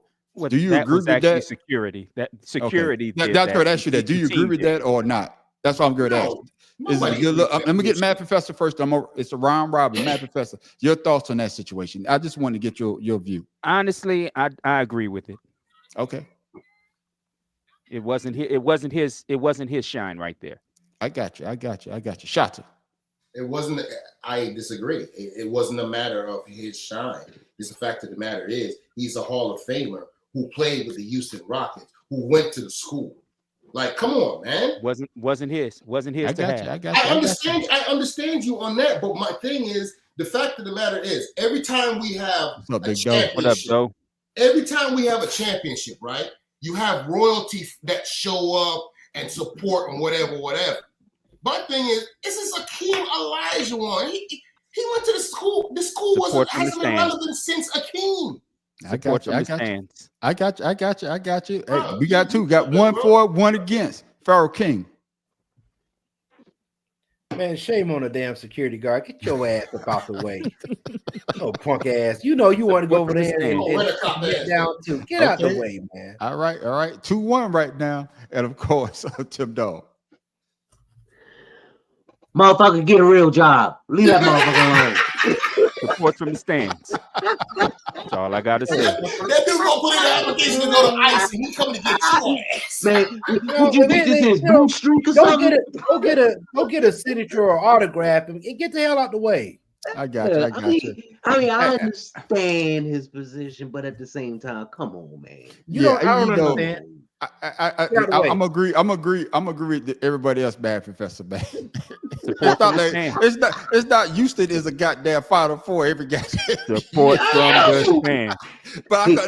But I can understand your point as well. This is the time for those young players to shine. You had your time when you played for Houston. Let these guys get the shine. But I did think because here's my thing. Here's my question. Well, here's my question. Was Akeem there every game this year? Because if he was, then he should have been there. Yeah. But if he was only there because they was in the Final Four, Akeem stay off. But that's why I agree with you, Matt Professor. But that's why I agree with you, Matt Professor. That's why I agree with you on that standpoint. Is that hey, you could get with the team in the locker room, let them go ahead and do what they need to do, but get it in the locker room. But that's security guard. Yeah, he done lost his job. All right, that's like stopping Barack Obama from going into Krispy Kreme or something. I got a question. What if Auburn would have got there and won? Do you think Charles Barkley would have been out there? You damn skippy, he would have been out there. But again, that is not your shine to have. I'm sorry. That's right. But that's what I say. Hey, not yours. Hey, that just like Kevin Hart, he wanted to trust the trophy when the Eagles won the first. Well, the security dog. No, you're not getting on that stage. Exactly. You can be a supporter. You can be a supporter from the stands. But I'm just saying he was just a supporter. But y'all like how I snuck the Eagles in there, right? But hey, man, let's go ahead. Let's talk about these women's Final Four here, man. And same question. I'm coming to you, Matt. First, did the women's Final Four live up to the hype like previous years? No. I'm glad I answered that. I didn't know you was a ventriloquist there, Matt. But I was gonna say the same. I was gonna say the same thing. The games were too lopsided. They really were. It was awful. Yeah. What about you, Shanta? I love the women's game. So I'm just gonna let you know right now. The only thing that actually tainted the women's tournament was Juju getting hurt. Yeah, I think we all agree on that. I would have loved to see Juju go up against Paige Beckers, but I still think UConn would have pulled it out because the fact of the matter is Gino got them girls playing on another level. And the thing that makes me feel good about what in the women's game is if you I'm a UConn fan, so Paige Beckers came to UConn. Remember that first year she was there? Yeah, they went all the way, and she got hurt. They lost, and they lost, and they got hurt. And then she got hurt the following year, and then she had to sit out a whole season. And then she had to come back. Juju. Correct. Yeah. Juju is in the same situation. So that's the kind of thing. But the thing that impresses me most, not just about her, but it's about Gina Oriana. I had to go ahead and sit down and actually do some research. Do you know this dude's got a 99.99% graduation rate with all his basketball players? Yeah, but I think all of them in college women basketball has that same percentage. Mm-hmm. Right, bro, man, like that's crazy. 12 championships. Yeah, now I give you that. 12 championships, dog. And it's crazy to see Sue Bird, Jennifer Taurasi, and all these people just sitting there. Can we talk about the game this year? It's just like saying 99% of the women on welfare had kids. Go ahead. Shut Well, I can understand him feeling that way because the majority of the WNBA are UConn players. So I could see where he could get irritated with that. So yeah, you can go ahead and have that. Well, okay. Shata, I mean to say Pharaoh K. Your thoughts, man. Did the women's game live up to the hype this year? No, and hell no. On top of that, I don't think we would have saw UConn if USC was in there. I would be honest with you. Would have been a 12 hour thing if USC. Hey, I don't want to hear nothing from you, Shada. This is my pedestal. You sit back and listen, because I'm telling you now, Juju Watkins was a lot better player than your girl Buckner or Paige. Buckner or whatever, because number 35 Bucket. outshined her. So, Bro, first of all, you don't watch women's basketball, so you need to switch Oh your ass. Lord, here we go, boy. AZ, number one, if you I watch stand by women's what I basketball, AZ Fudd, Paige Beckers, and the little Asian girl that's on the team, they've been doing it. UConn lost their games this year. You all up the games on that they them lost this year, they took them out and said no, they couldn't do it. As a matter of fact, your punk ass done said when the tournament talking that they got a bad rap for getting the daggone road they took, and I told you this is UConn. And you told that. I got you. I did say that. Let me get Tim Dog. Better fail the mad professor. Let me get Tim Dog. Let me get Tim Dog in here. Did the women Final Four live up to the hype in your opinion this year? Yes and no. Yes, it lived up to the hype only because South Carolina, really shocked everyone by losing the way they did. No, and we're talking about the Final Four. Shut up. We talk about the Final Four, not the championship game. Oh, okay. Let me back it on up then. Thank you. Shut up. Always jumping up early. Yeah, you always jumping up. Yeah. That's why he couldn't keep a woman when he was in high school. I was quick shooter McGraw. Go ahead. Mm-hmm. I ain't gonna say nothing about Miss Kim. She's a nice person, but anyway. Shit, you can say what you want to say. I got mine. Shit, like I got mine. That's what. You better get yours. You know what I'm saying? Before you get mine, you better get yours before I get mine. Go ahead, Tim Dog. I'll be the catcher, my brother. Go ahead. No, but like Farrell was saying, the dynamics changed when Juju got hurt, and everyone knows that was like we all said the first game when they won against what was it, Texas, I believe, and then this next game they lost. I mean. No, Texas lost to South Carolina. I forgot who they lost to. They lost to who did? USC lost to UConn. UCLA. No. USC lost to UConn. No, UCLA lost to UCLA. Lost to UCLA. Listen to me. USC lost to UConn because right. That's what we're saying. Yeah. If Juju was in there, who's to say that UConn would have been? I was agreeing with Farrell. Yeah. Okay. Yeah. Go ahead. My bad. And no, you good. But and that's the only reason why I say it's good, both and bad. But at the same time, I loved it when Mulkey got beat up. You call her a monkey one more time on this damn podcast, and I'm you do realize she has more titles. Her teams have more titles than but she ain't got one this year. Now. Hey, neither did South Carolina. She ain't got one right now. But can we talk about this year though again? Yeah, I think she has four. I think she has four, right? She has four. Yeah, she has four. No, I'm just tired of Kim Mulkey slander, dog. I'm gonna say this, man. Shata, I need you to have your banners up for UConn, Kim Mulkey, Don Staley. You need to put them all up in the back. Okay? You damn Skippy. I ain't saying. But no, this is what you get when you got a father's dad on the podcast. Anything women driven. Let me tell you something about y'all cats. Y'all heterosexual, daggone, masculine ass damn dudes around here. Let me tell you something. You understand? The women's game has been shitted on since it started.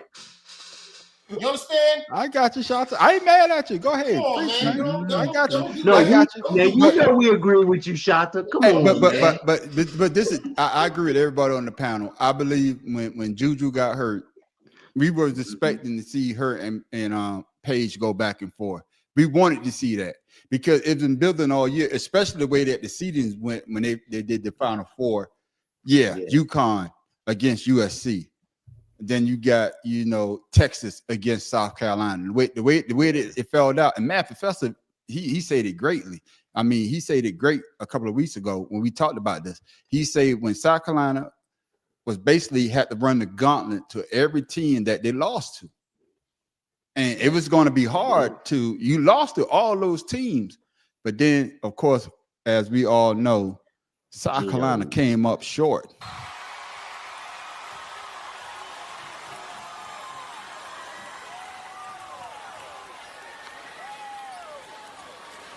And there's the buzzer. It's an even dozen for Gino Auriemma and Connecticut. The final page in the book of Beckers is title number 12 for UConn.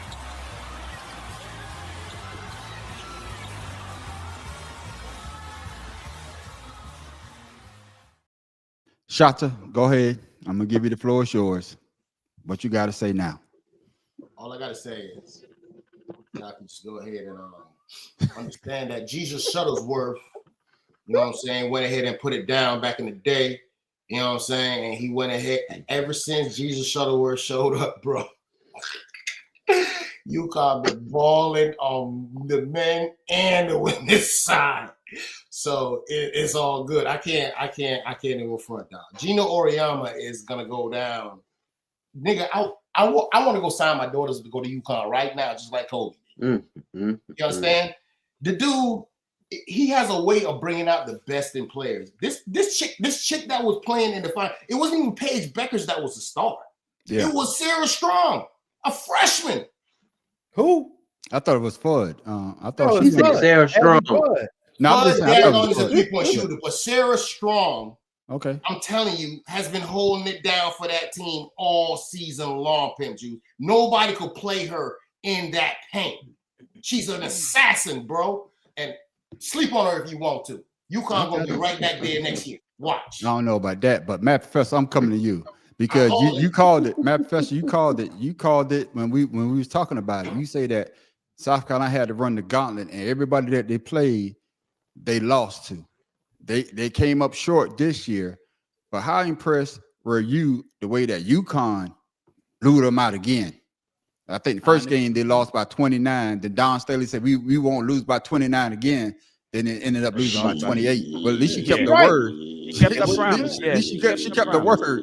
But honestly, hey Tim, shut the fuck up. Honestly, I turned that game off in the middle of the first half. I'm not even gonna lie to you. By the second quarter, middle of the second quarter, I'm like, this shit ain't gonna get no better than this. Yeah. And it damn sure didn't. I'm like, you know what? I'm not even watching this shit. I started watching fucing reruns of Frasier or some shit. I'm like, I'm not watching this. Yeah. you know, me I don't like the way you said that. I don't like the way the word SIT shit come. I don't like the way that came out your mouth. Well, Man, I'm sorry. I like watching games that are competitive. That game was not competitive after the first quarter. It was not. And I think that's what he's saying because UConn plays such a great game. Like I say, what's in it?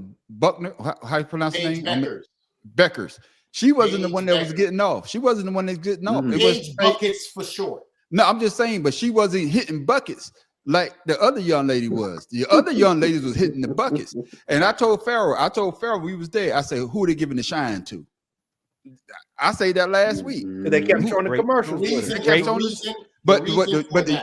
No, I'm just saying, I'm not saying that she doesn't deserve it. I'm not saying that at all.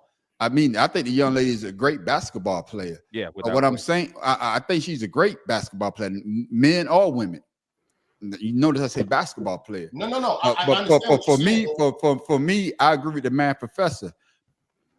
South Carolina played Connecticut before. Right. Connecticut broke their 77 home win streak. Right. Don Staley knew what's going to come, but to lose by 28 points, and Farrell, I'm coming to you. That what made me like, damn, I hit the bottom a little bit more because I knew that South Carolina was going to play a better game the second time around. Farrell. No, man, we said that by the second quarter, we were like, we see why they lost the first time. You would take you know what I mean? What's up, classmate? Yeah, it just you're playing a team that wanted it more. You played a team that showed that they could take it from anybody. Wanted more. I mean, the result is what it is. I didn't expect anything really. I wanted the Gamecocks to win, but when they got the UConn, I'm like, yeah, they didn't have no big, no big female in the middle to slow them down. They kept turning the ball over. Number 35 kept stealing off old girl, the point guard. She was giving up the draws, literally, So it's like shit. I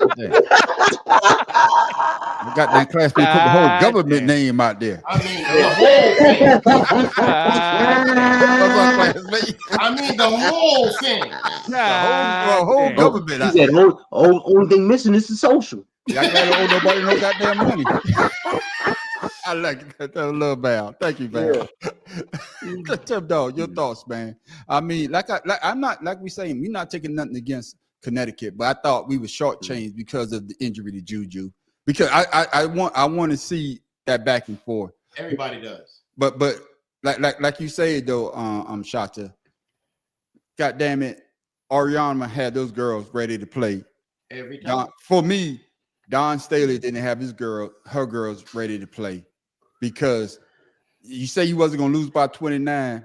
You kept your word. You only lost by 28.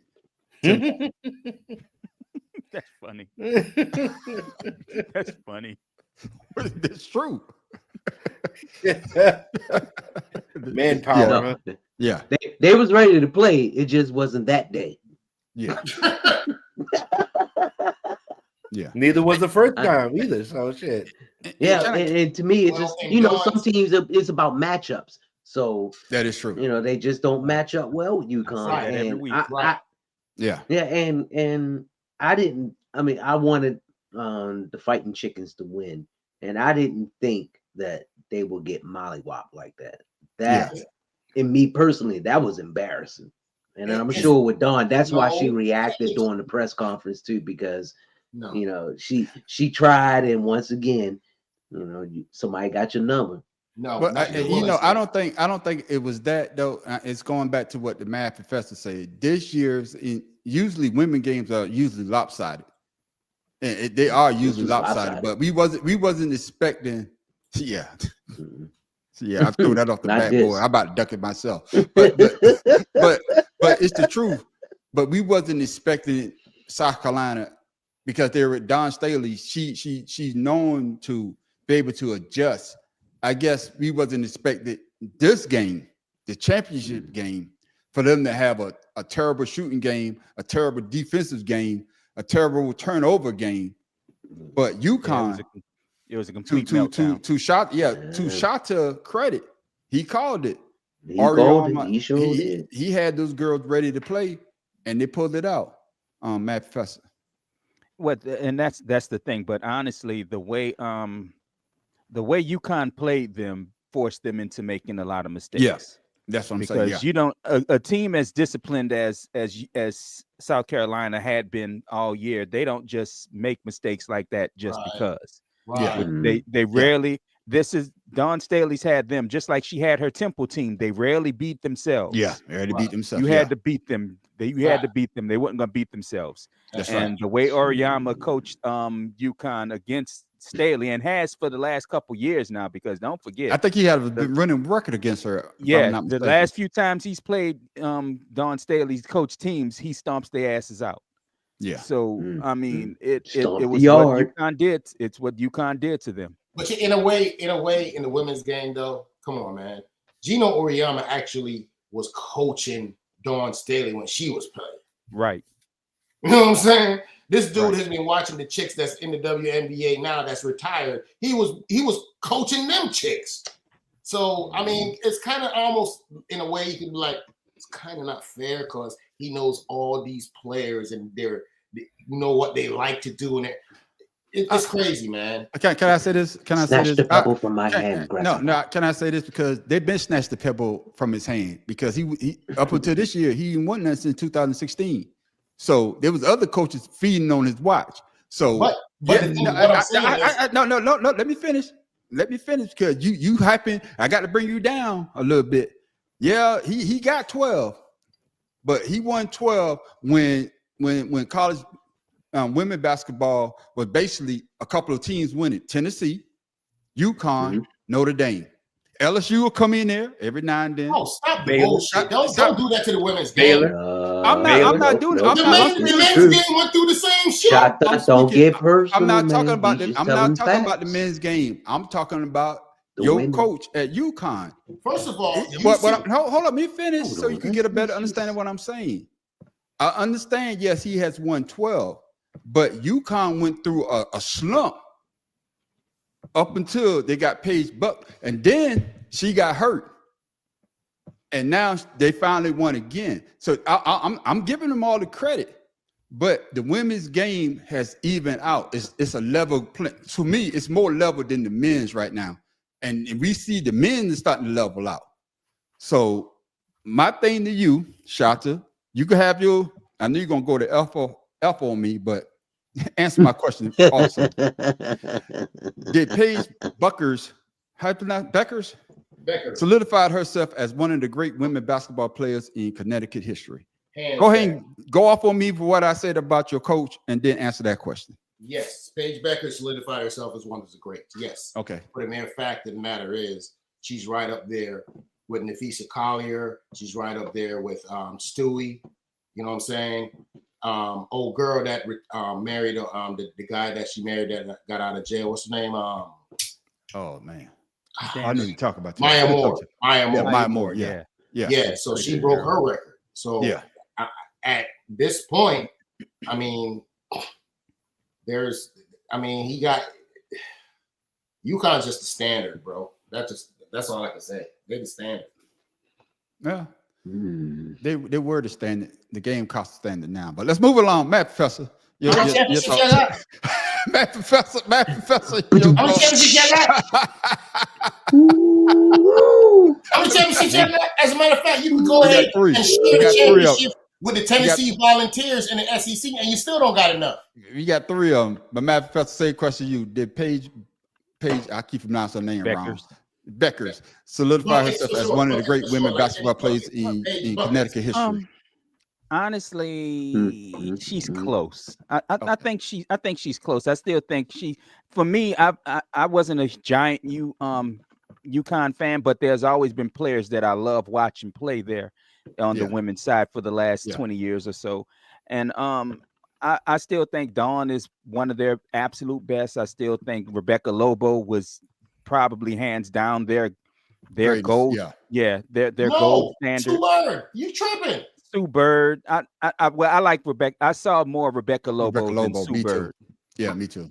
So I think she's easy top 5 Mount Rushmore, but I don't think she's number 1 just yet. No, she's not. And the same question to you on Farrell. But the reason why I'm agreeing with what Matt Professor say, because Rebecca Lobo was I think she won 3 in a row with UConn? Believe so, if I remember right. Yes. I think she won that 3 in a row, correct? Yes. That's what I'm just saying. That's why I think that she was the only basketball player in the Olympic team. But I'm just saying, for me, I'm talking about for the University of UConn. Yeah. For me, that's why I give her more credit, because I think she won 3 straight. I could be wrong. She won 3 straight with that team that she had with UConn. Stewie. Yeah. But I'm talking about before Stewie. Rebecca Lobo was back in the 90s? Yes. I was in my prime. Shit. Stewie came, I'm damn near 40, 45. I started to forget shit. I'm just being honest. So Farrell K. So the Paige Beckers, no, Paige Beckers, do you consider her to be one of the greats in Connecticut basketball history? I won't say the greatest. She's I say one of. Yeah, she's one of the greatest. Yeah. Well, I mean, she has scoring titles, so you got to give her some credit there. First team All-American, I think is what I heard them say. But I didn't know anything about her, and be honest with you. So she didn't get the notoriety at the first, like the Tarasi and the Sue Bird stuff. I knew more about them than I did about her. And and the reason why I think that we didn't know much because she got hurt. I think that she didn't get hurt. But what year she got hurt? I mean, well, there it is then. Yeah, that's what I'm saying. And for her to come back off of injury, and I think that's what Shata, hopefully that's what you're trying to say. For her to be able to come back off of injury and then to do what she had to do to break Maya Moore record. Yeah. And I don't think Maya Moore is basically got hurt. I think until last year or something like that. Yeah, but then she quit basketball and married old boy. Yeah, but I'm just saying, goddamn, Shata, I'm trying to stick to the game. You going up more in personal life. But Shata, Wikipedia. I'm gonna say no. I'm gonna say I know who she got married to because she got him out of prison. But I have to keep. I'm gonna send Shata some notes on behind it. We gotta stick on subject. Yeah, but Tim, let me get Tip Dog in there. Are you telling me that Beckers beat Maya's total points? I believe so. Am I wrong, Shata? In playoffs in NCAA. Okay, playoff in the tournament. In the tournament. Yeah, tournament, but not career. Not career point. But I know she has a higher, point at, scoring average. So I got you. Tim Dog, your thoughts? Paige Beckers, you think she's one of the greatest Connecticut basketball players of all time? One of, but not the. I reserve that for Maya Moore. I'm sorry, Maya. She was phenomenal. Not just NCAA, Olympics, WNBA. I mean, her resume speaks for itself. When you think of Connecticut, back during what was the 2000s or any era, her name, whatever it was. When you think of UConn, first name pop up, Maya Moore, or someone back from the 90s, early 90s, back of Lobos, is that crew. But Maya Moore is the face of UConn. Yeah. Not to say that Buckets couldn't do it, but because of injuries. And I think that's what really hurt her there. Because of injuries. Yeah. And shots, I'm gonna let you go off on this one. Now you talk about your guy, but do you actually? He got 12, but if you was to pick a woman's coach, you would take him over Pat Summitt? Yes. Okay. Every day, every day of the week, every hour of the day. Yes. Okay, then. What about you, Matt? Pat Summitt for what she did, but I don't know. Gino brings something different out of his players. Okay, Matt Professor. What Pat Summitt and I know I'm fucking his name up. Or the head coach of UConn. Who would you take? Gino. Gino. Yeah, thank you, Gino. Just going on the success rate, you got to go with Ariama right now. I mean, okay. Pat Summitt, isn't she retired and dead now? Yeah, she she can't win anymore. That's what I'm about to say. She can't win no more. He can. So yeah. But Dawn Staley is the new Gino. Dawn is the new Gino, though. Yeah, but that's what I'm saying. So Tim Dog, like I say, that's why I say what I say. When you think about women's college basketball, it's either UConn winning it, goddamn it, Tennessee winning it. You sprinkle in some Baylor, you sprinkle in some LSU, you sprinkle in some Notre Dame. But the two most dominant basketball in women's sports college during that time was Tennessee and UConn. So Tim Dog, if you had in their prime, you got Gino or you got Pat Summitt, who you taking? In their prime, I'd take Pat. Okay. I would take Pat. Only because Gino, he was later in his career with UConn before he started winning. Not to say that he's never, I don't think he's ever had a losing season. He didn't start winning until Pat left. Yeah. Mm-hmm. So he beat Pat a couple of times. I think he beat Pat you said twice. In their prime. But in a prime. As a matter of fact, Pat and him got into it in a game, and it was all over the Twitter. Man, Shata. We talking prime. We talking two different age groups. I was just answering the man's question. Calm down. So you got Gino in his prime. No, I'm all right. You do God. So who you taking? You taking I'm Pat, right? Pat. Okay. Yeah, only because she was the trendsetter. She was the one that everyone wanted to beat and be like. So I would say Pat. Yeah, and I forgot about USC because Cheryl Miller won a couple. And what's my girl? She played with the Comets. Oh man, Cynthia Cooper. Not Cynthia Cooper. No, the other. About Cheryl Swoops. Cheryl Swoops. Who she played for? Texas Tech.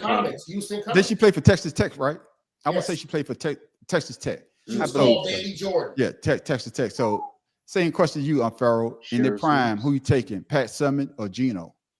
Taking Pat Summitt for one reason. Two reasons, actually. What's that? She played women's basketball. She's a woman. She's coaching women's basketball. I got you. I almost picked her for that.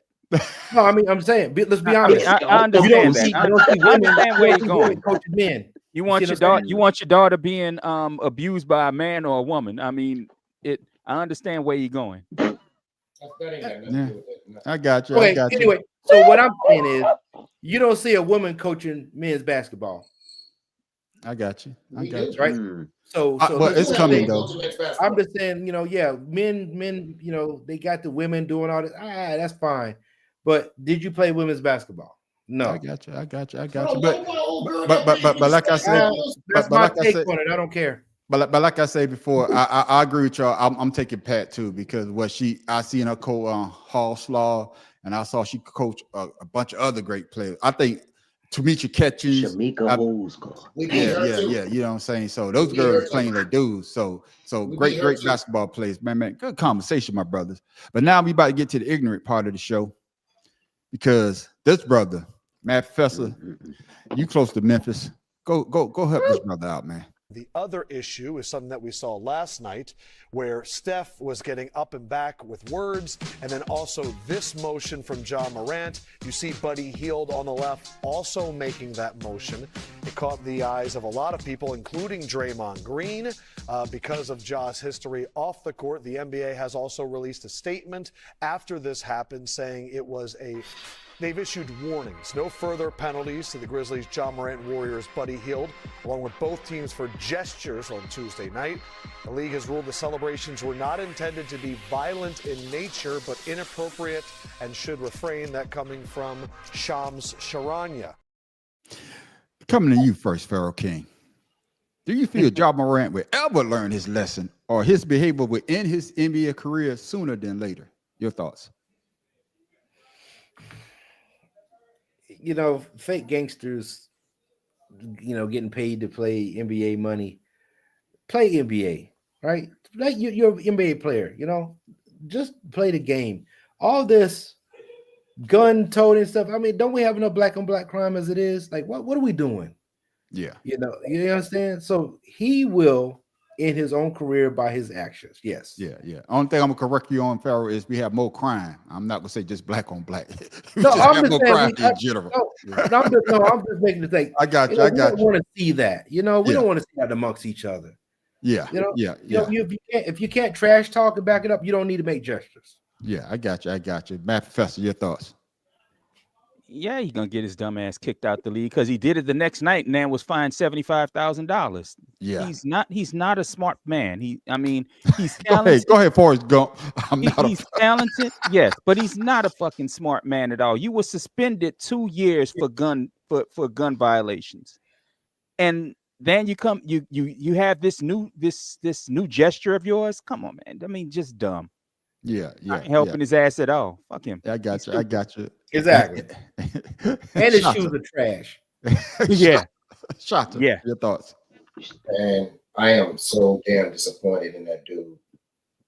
When he came out and went to the NBA, I just knew he was the next superstar. I just knew he was.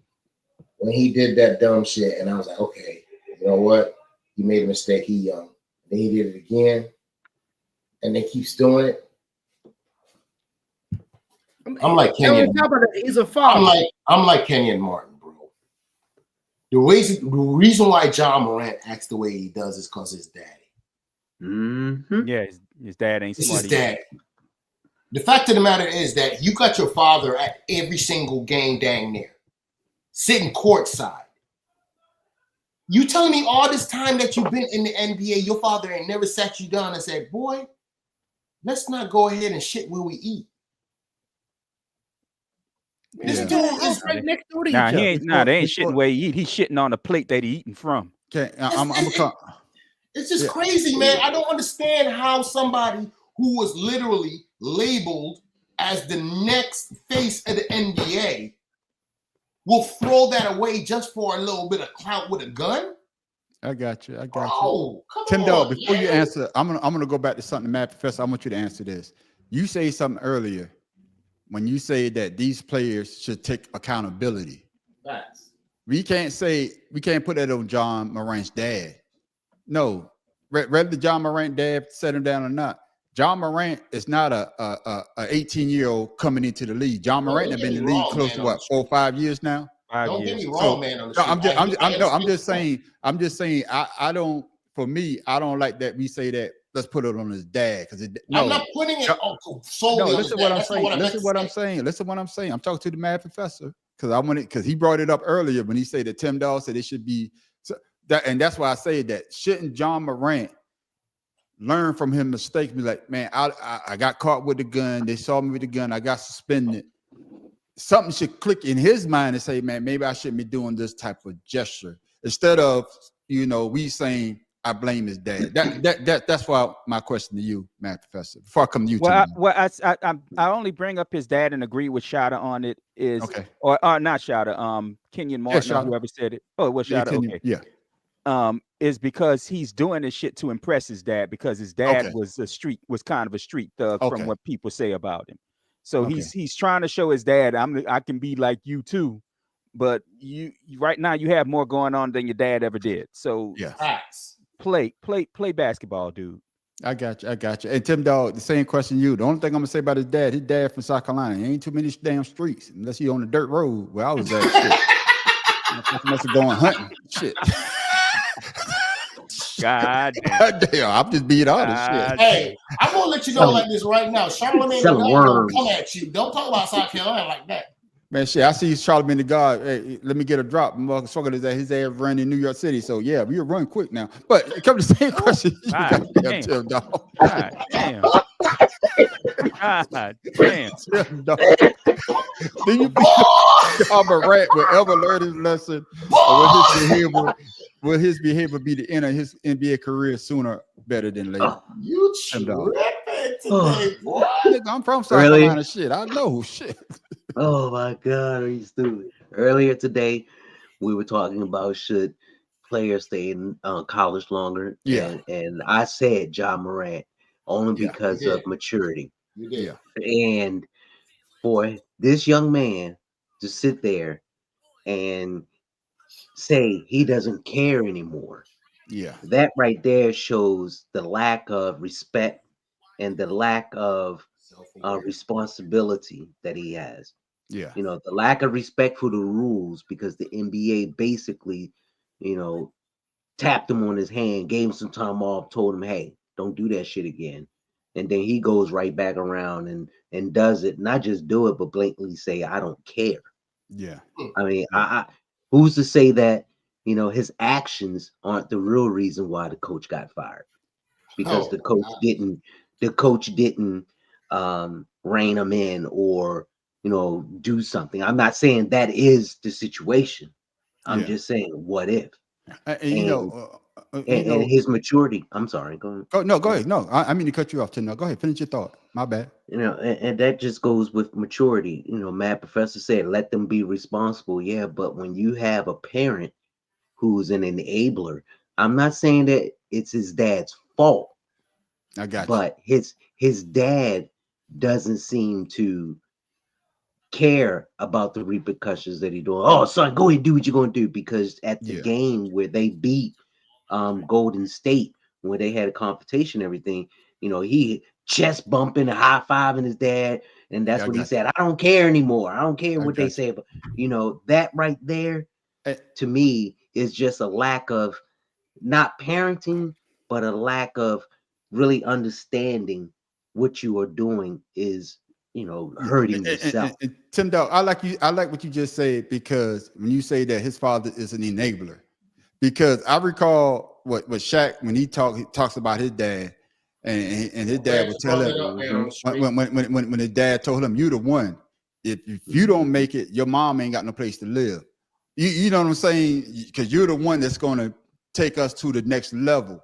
And then his dad was his biggest supporter and his biggest goddamn person that told him about. Yeah, his biggest. But also told him about, you got this money, but there's people out here. When he tells the story about the homeless dude, now that's pressure. Yes, a man trying to get out there, but then you, like you said, you got your father as an enabler. Hey, basically, you could do what you want to do. And I'm glad you brought that up, the enabler part.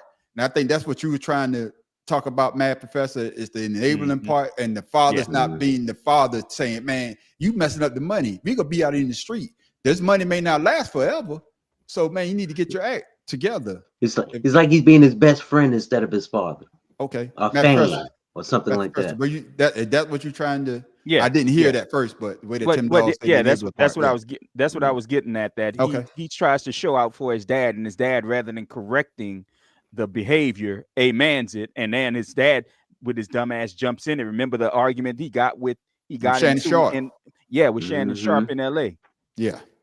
Go ahead. How many times his dad got kicked out of arenas because of his attitude and the entourage? I mean, that right there in itself should tell you that, hey, I'm fucking up my money. Maybe I need to stop. But in his mind, it's all about a rep. It's all about reputation. It's all about how people perceive him, which is the wrong idea, because to me, his dad should be, hey, son, calm down. It's good to be hype. It's good to be all that. But, you think about your future. And he's not thinking about that. Yeah. Go ahead, Shot. Me personally, I'm sorry. The problem with a lot of these young men, like you said, that Matt Professor addressed it. And I think all of us here are fathers. The problem with a lot of these players, and we have with society, is people think that because your kid become grown and reach 18 and 21 years old, that they're grown and they don't have all the answers. Yeah. I have grown kids. I have a 30-year-old daughter. I have a 28-year-old son who just had a kid, 25, 26-year-old, and then I have some other kids. The fact of the matter is, when my kids leave this house, it has never been a question of how they need to act and how they need to carry themselves. That's never been a question, no matter what you're doing. You understand? And anybody that knows me knows that. When it comes to my kids, I don't play them kind of games. You're going to go out there and you're going to have some respect, no matter what you're doing. John Morant's behavior, I don't care what anybody says as a parent, no matter what. You don't stop being a parent when your kids become an adult. This is a lifelong journey. I got you. It is up to you as a parent not to tell them what to do, but to guide them. And if you see them doing the wrong thing or going down the wrong path, it is up to you as a parent to say, hey, let me talk to you, because this is what's going to happen. And John Morant's father obviously is not doing that. I got you. Pharaoh King. Y'all said everything, man. No need to drag this out. The man. I need y'all to not drag it out. Pharaoh, can you say something? I told y'all about this. No, I understand that, but I mean, this is beating a dead horse with this guy. And with that being said, we talk about parents. We know that the father is not a parent. We know the father is just there, reaping the rewards from his son. And it shows every night that they're together. So we know that we raise our children to become citizens, citizens in out here in the public, whatever. They got our last name. If they don't represent us right, we gonna get in the ass. So I would say this to somebody that got some money with a father that's enjoying life because the son got some money, and they acting the fool. They're their own worst enemy at the end of the day. And like they say, I know I watched this old thing back in, I think the early 2000, late 90s, early 2000. I'm banging in Little Rock. They had games. I don't know if y'all see that shit. They had games, boy, throwing up signs. And y'all say when y'all say that John Morant, when y'all say John Morant was, on the mean streets of South Carolina, where them streets at? Columbia. I'm not saying that they're out there, but where I'm from, shit. Right across the track, man on the street. I told you I'm from a little town, and they got people. Very little. I know. They got they got people over there that think they're hot shit. Yeah, and I got you. If they went anywhere else, they wouldn't be shit. But I agree with y'all. I agree with y'all on the point where that I believe that his dad is being an enabler instead of being a father, and it's a damn shame because we did see John Morant being the face of the league, the way that he played, that smile. That enthusiasm. Yes. But now we seeing him damn near about to throw it all away. Forget, he's a father too. Yeah. Can I say something? My son. Go ahead. My son, he played baseball and he wrestled. He was all state in wrestling. And no matter what he did, he also did inline skating. I used to tell my son, you may not be the best, but do your best. And people will recognize that. And I always told him that I'm going to be your biggest fan, whether you win or lose. And to this day, my son tells me that he's grateful that, I instilled those values in him, and he's doing it with his son. So it's not just, a dad teaching his son the wrong things. It's a dad teaching his son how to teach his son to do the wrong things. And it also boils down to that if the kid will listen, because sometimes you can tell them the right thing, they still do the wrong thing. Mm-hmm. And tell me, before we move on, I thought you were gonna say my son played chess. Why I got chess in mind, I don't know. But yeah. That's he not playing chess, but I'm sure he can do well in that. I don't know, but I'm just saying, man. I don't know why I had chess. You gonna say he was a great chess player. Yeah. Because he's a smart kid. That's why. I got you. But sticking in the basketball realm, man, I didn't see this coming. And Pharaoh, I'm coming back to you first on this one. Did you see it coming as well? Breaking NBA news, the Nuggets have fired head coach Michael Malone and general manager Calvin Booth, according to ESPN. This comes not even 2 full seasons after Malone led the Nuggets to their first and only NBA championship. And right now, the Nuggets are right there in the middle of a crowded playoff race in the West. They've lost 4 straight games, but still hold the 4th seed, but only a half game out of potentially falling all the way into the play-in tournament. Malone coached the Nuggets for nearly 10 seasons. He won almost 60% of his games with 6 playoff appearances. ESPN reports that David Adelman is going to take over as interim coach. David Adelman, the son of Rick Adelman, longtime coach of the Portland Trailblazers.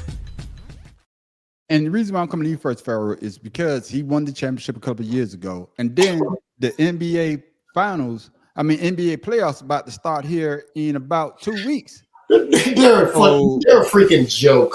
Yeah, so did it surprise you by them firing their head coach this late in the season? Your thoughts, Pharaoh? I would say this. They fired, what was the Bucks coach?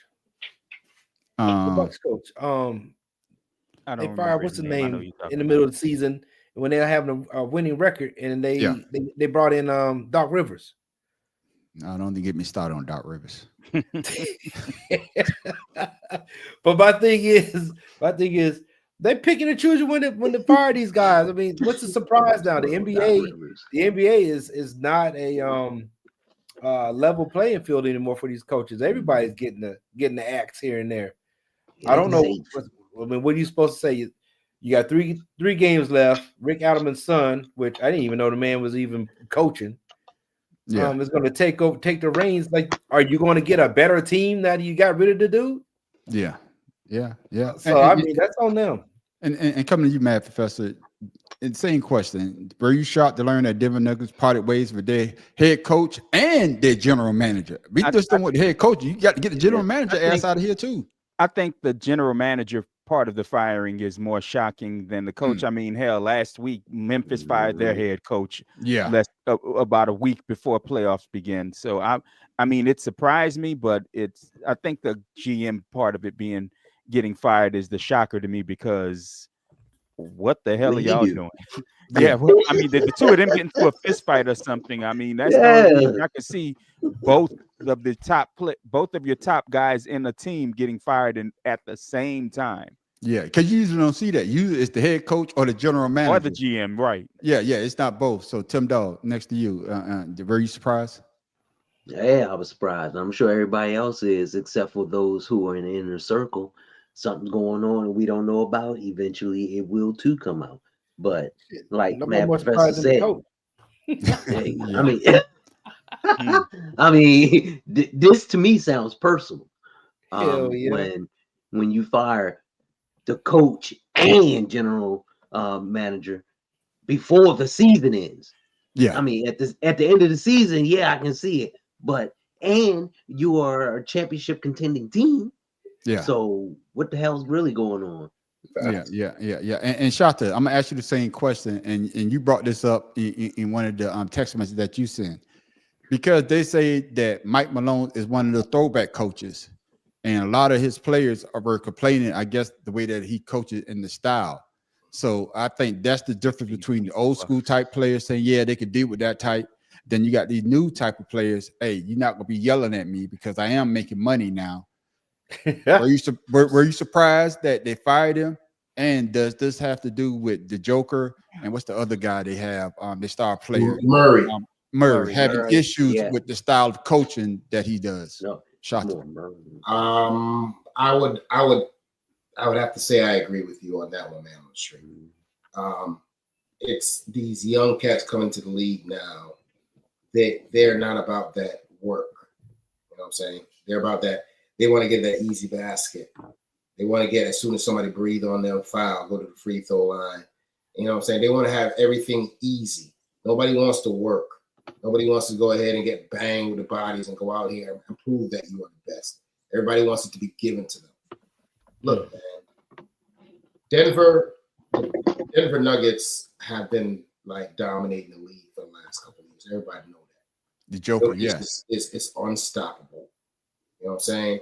But at the same time, as going ahead and falling into what you were saying, man, on the street, these young boys now, they want that run and gun, that high level, I want to be seen on YouTube and on Sports Center and be trending.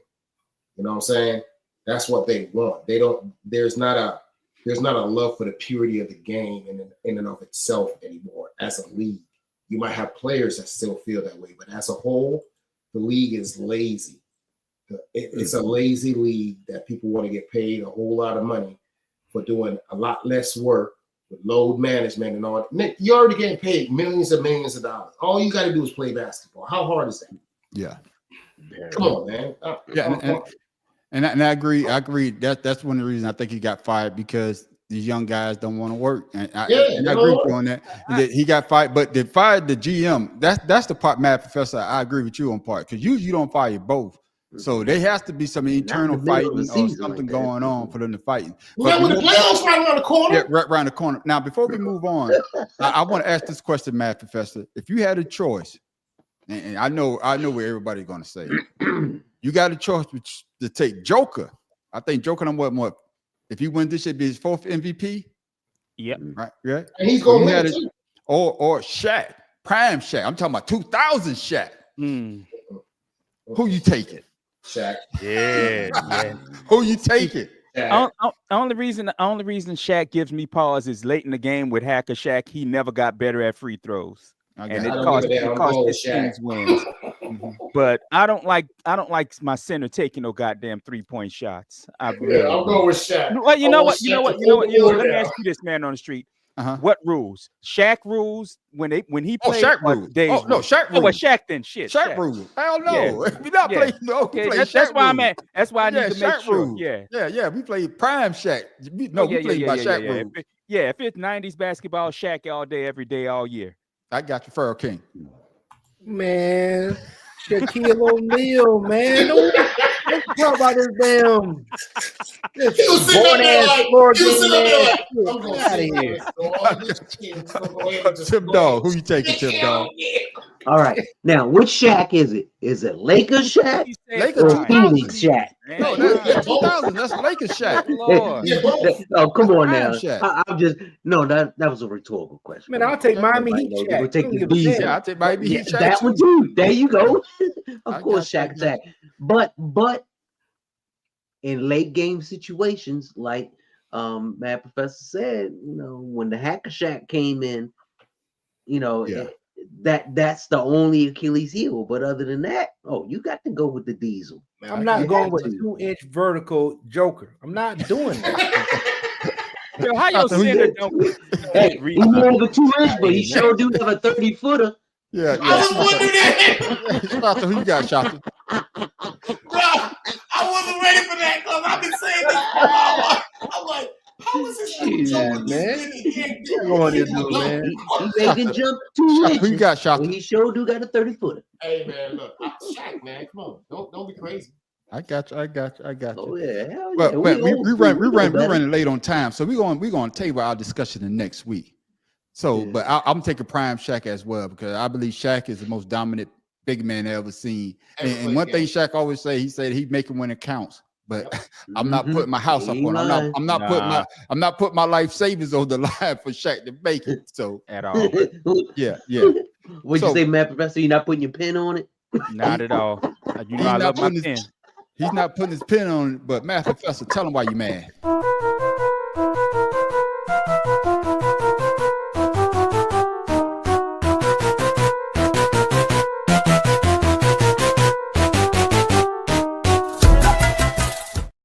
Matt Professor, tell us why you're mad, my brother. Let me tell you why I'm mad today. Uh-oh. This DEI ass Pentagon removing fucking Jackie Robinson's military service records from all the books in the Naval Academy and from the website and everything. And these fucking Dodgers had the nerve to go to this White House and cheese with this ignorant motherfucker that runs this country, unfortunately. Man, and it pisses me off so much because I'm a huge Dodgers fan. I've always been a Dodgers fan, not just them winning more titles in the last 5 years than the Yankees won in the last 20. That's beside the point. I've always been a Dodgers fan. And these sons of bitches gonna go to the White House and sit here and cheese. I saw that shit. I threw up in my mouth. Man, fuck the Dodgers. Dodgers kiss my ass now. I got you. And ladies and gentlemen, that was the math professor. Tell him why you mad. Tell him why you mad, son.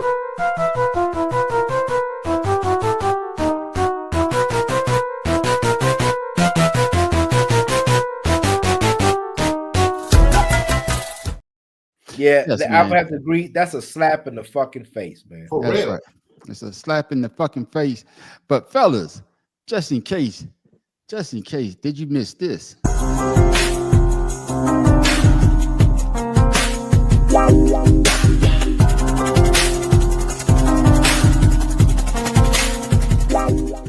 on the year. Oh my! Oh my goodness! Jalen Wells.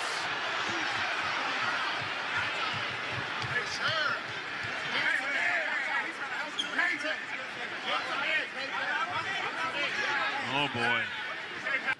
21-year-old rookie who has been so fantastic all season long. Second round discovery by the Memphis Grizzlies. Hasn't missed a game all season long, but on a fast break, just a really nasty fall.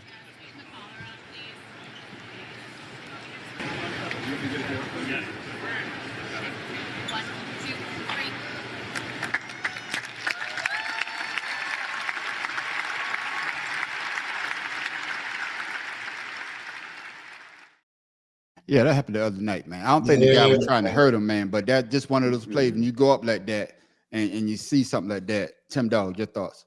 Bro, that was crazy. Man, all I can think of was me having cervical injuries. You know, I'm thinking, please let this young man, you know, have a life, because if you can't move your hands or you become a quadriplegic, that's horrible at that age. That's what I'm talking about. Yeah, we are the best. Thank you, baby. We all good. Appreciate you, man. AC in the house. Thank you. What's up, Square? Yeah, what about you, Shata, man? Your thoughts on, in case you missed that? Yeah, I was watching the game. Usually NBA on evenings, I sometimes just go ahead and put my boxes up and I watch the games to see which one's exciting to watch. And I saw that joint, man. I was like, nah, I'm going to bed. I was like, yo, the way he came down, bro, he I mean, nothing broke his fall. His head connected with the floor full force. I was like, damn, he got a concussion or something. I was like, all right, let me go to bed now. You know, concussion if he's lucky. Yeah, I mean, you got to think about the cervical injury. We usually see some plays like that, but usually some guys get up and be able to go. But the stretcher came out. I mean, he see how hit like that in football. You seldom see it in baseball unless the pitcher get hit by the baseball, but you seldom see plays like that. But Matt Professor, the way that he came down, of course, he hit his head and took him out on the stretcher. Your thoughts? Honestly, when that's kind of the reason why I don't care for some of these young players running full sprint to go dunk the ball and then grab the rim, which is what really happened. The other guy really didn't touch him. He grabbed he slammed the ball from the front of the rim and grabbed it, which threw off his balance. So he couldn't have landed any other way. Like I said, that's why I wish more fundamentals were taught in basketball, because these guys don't protect themselves when they're going up. They're just going up and coming down as rapidly as they can. I mean, I hope the little kid is okay. I really do. Yeah, but I think you got to be careful. Yeah, I might do some research because I think he's okay. I think they kept him in the hospital for a couple of days, but hopefully he'll be all right. Pharaoh King, your thoughts, man? All I know, they called the hardwood for a reason. That shit hurts. You know what I mean? And I don't even jump that damn high, and the shit hurt when I landed. So you jump like Joker. I can only imagine. I wish him a speedy recovery. You do that, it will lead the flow. But with my man running down there to try to, defend the play, I think he just reacted too late, and then of course with the momentum, you know, trying to hold him, you know, and just bumping him a little bit threw him off. But yeah, they need to. I go back to Sean Livingston. They moved the Stanton back for a reason because of that type of play. Because Sean Livingston, when he tore his knee up, it was because of a dunk attempt. Yeah, right. Dunk attempt. Yeah, and the Stanton was too close to the baseline. They really need to show them how to. If you're going to go on a fast break, just lay it up. Yeah, I think you talking about hairline. I think Matt Professor hit the point though. I think when he grabbed the rim and the momentum with the guy, he wasn't sure. The momentum took him, then he let the rim go, and the way that he came down. I agree to that. Yeah, what I'm saying, I'm agreeing with you also, Farrell. I'm agreeing with you. You know, because they have that space and they trying to make that highlight play. Yeah, I think sometimes you just once again with some maturity, understand the position. You know, understand where you're at. Yeah, and then like us, we ain't never been that high, so I would you never know. But yes, ladies and gentlemen, PlayStation shit. Yeah, that was in case you missed it, man. But now, ladies and gentlemen, it's that time for Shata, this day in history.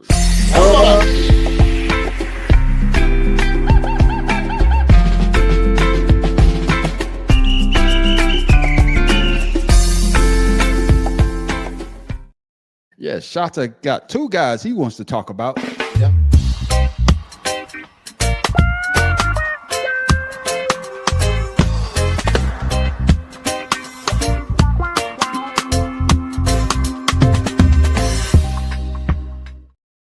Iceman. I have to go ahead and go and put some pictures up on there to make sure people understand what I go on here. You understand? The first picture you see there is Jimmy DeMaret. Why is Jimmy DeMaret important on this day? In 1950, he won the 14th U.S. Masters tournament in Augusta National. Okay. In lieu of Augusta National going on now. He becomes the first 3-time Masters champion by 2 strokes ahead of Australian Jim Frere. So that happened. But I refuse to do something without touching Black history when it comes to my daggone segment. So to finish this off, the last person you saw was George. The Iceman. No, that's the Iceman. We all know who he is. Iceman, baby. That's the Iceman. Yes, sir. He 1978 in the separate NBA game. Denver's David Thompson scores 73 points. Yeah. And San Antonio's George Gervin scores 63 points. Yeah. 33 in 1 quarter. That's right. That's the Iceman, baby. The Iceman. Finger roll. Finger roll. That's what George say. One thing I know how to do is finger roll, baby. Yes, sir. And they say that George had the coldest poster. The George sitting on that ice throne with 2 balls. Yeah. That's still the coldest poster. I need to find that goddamn poster, man. That's literally the coldest poster. Yeah. Finger roll, baby. Finger roll. Yeah, man. That's literally the coldest poster. Yeah. It is the coldest. You gotta hold it though. When you go, you gotta hold it. That's right. But ladies and gentlemen, that's Pharaoh. That's not Pharaoh, but that's Shata. This day in sports.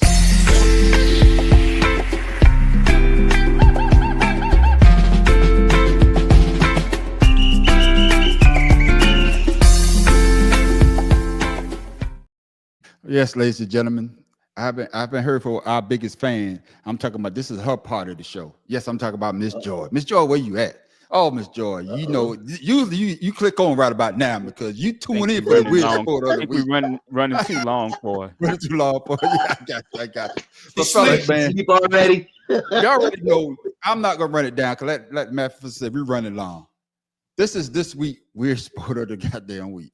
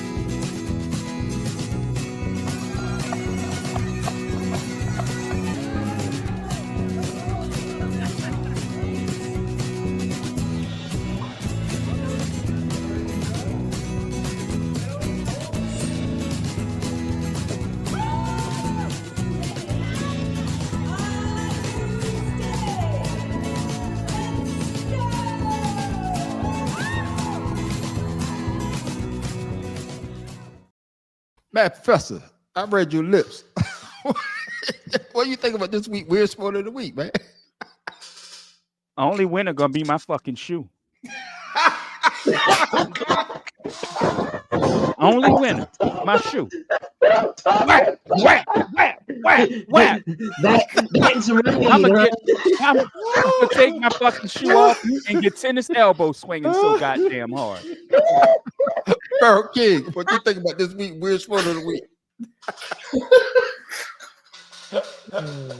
Why? Right. Why? How? Why? What the fuck? Why? I got you. Tim Dog, your He thoughts. crawled up my man's head. Man. So one of the roaches cheated because he flung him off. There go Joy for you. There go Joy. I tell you what I'm talking about. I tell you what Joy saying. They need some fresh. Why? They were clapping. They got a band and everything. I'd be afraid if I was playing one of those bagpipes. I'd be afraid wearing a goddamn kilt. One of them roaches run up your leg. Tim Dog, what you think of this week's Weird Sport of the Week? Man. First of all, it ain't weird because some of us grew up when you turn the lights on. The roaches didn't have numbers on them, Tim. Yeah, but numbers on. That's the only difference. And another thing, the roaches were happy. I said, what are the rules? He said, what are the rules? Does it even matter? Does it even matter? I guess it's the first one to get to the blue ring. Man. Oh, goodness. Shaka, your thoughts on the Weird Sport of the Listen, Week. let me tell you something. You all right? Oh, goodness. I come from Jamaica, you know. Jamaica, we don't run with them thing there, you know. When they see thing I run around on the floor like that and I scatter, pure red spray and all kind of and all kind of stuff. Let me tell you something. No. Would you say you getting barbecue sauce? Let me tell you something about that idiot thing there. Let me tell you something about that. That brings back a real bad memory, you know, because I was taking a girl. Yeah, exactly. Yeah. And I went to her house to pick her up and put it this way. We didn't go. I just went ahead and went home because she had so many damn roaches just running across the back of her couches and stuff and up her curtains. I was like, man, nah, we ain't Is going. this the same people I told you about that used to cook at the restaurant? No. Had the white gumbo? That the white gumbo. No, that was somebody else. Clear gumbo. Clear gumbo is somebody else. Bro, I'm gonna tell you like this right now. If they do anything like that around a bunch of black people, there's gonna be a problem. I was just about to bring that shit up. I'm gonna go back and after the show, I'm gonna go back and watch that video, see how many black people was in that damn crowd. I guarantee you, the minute he lifted that joint up in the middle of the damn thing, every black person would have been going to their car. And, and I agree with Tim Dog, but Tim Dog said, man, I lived in some places, man, growing up. It wasn't the best. But as soon as you turn the lights on, them motherfuckers scattered, boy. So it was a lot of racing going on in some of the places. That ain't bad. No, that ain't bad. If you turn on the light and the nigga look at you and say, turn that bitch back off, that's bad. If you turn on the light and the roach don't run, you need to get the fuck out of there because they own that room. Shout out went to the house where the roach opened the door for him. That's what I'm talking about. But ladies and gentlemen, that was our Weird Sport of the Week. But now it's time for Pharaoh King Trivia Question of the Week. There we go.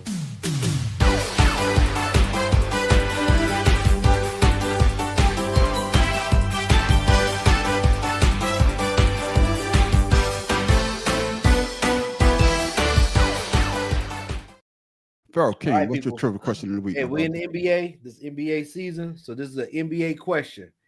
Ready? Here we go. No joy.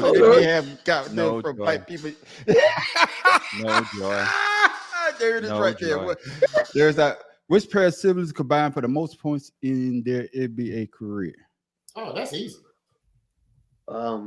That's them two dogs. I would say the twins. Afro, them light-skinned dudes that were on the Bucks and they were traveling all over the NBA. Who? No. You know the Twins, man. One of them played with the Milwaukee Bucks. Oh, you talking about? No. I was gonna say the O'Bannons. No. O'Bannons? No, not in the NBA. Maybe in college. Not in Hey, NBA. give me No. I'm going with Dominique and Gerald Wilkins. No, that's a good one. No. That's what I'm That's going a with. good one. But I don't think it's them though. I would say Giannis and his brother. He don't score no points. Yeah, but his brother's garbage. That's what I'm saying. Oh no, shit, Giannis by himself. Shit. Yeah, and that's why I say if you take Steph and his brother, but I'm going with Dominique and Gerald. Yeah, Dominique. The Wilkins no, man. It's Brooke, and what's his name? Lopez. Lopez. There you go. The Lopez brothers. Yeah. Beatty got the Mars twins. Brothers. Ooh. I'm going to I forgot about. What's the answer, Pharaoh? Hey, but y'all forget about what about the Gasols? Oh yeah, I forgot about the Gasols. But no, I'm gonna stick with the Lopez brothers. Yeah, I'm sticking with Dominique. They still playing. All right, y'all ready? Ready? Yeah.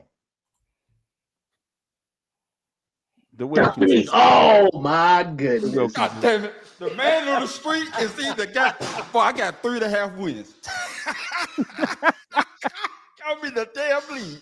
What I told y'all. Fuck you. Cheating ass. I know, man. I swear to God, as soon as he said it, I'm like, he didn't even think about it. Yeah. I remember because Dominique was a great player. Then I remember his brother. His brother. He played for Cleveland, didn't he? Yeah. No, he played for the Knicks also. He played for the Knicks also. Yeah, but the Gasol brothers they were both scoring. But I know Dominique. Yeah, but they didn't last long. But I know Dominique was in the league for a minute. He was scoring a hell of a lot of points because at Atlanta, that's all they had. They had a boy too, the coach that shall not be named. He like Baltimore or what? Baltimore. The coach that shall not be named. But thank you, Farrah, for giving that win. Boy, I'm up, boy. Woo, y'all in the depths. Ladies and gentlemen, that was Pharaoh King trivia question of the week. That's a damn shame.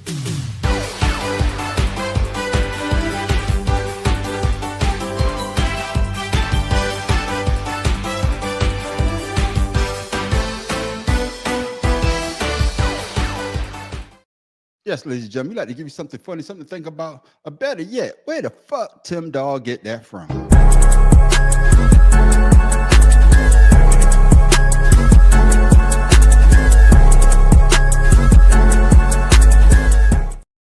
Tim Dog, where you get that from?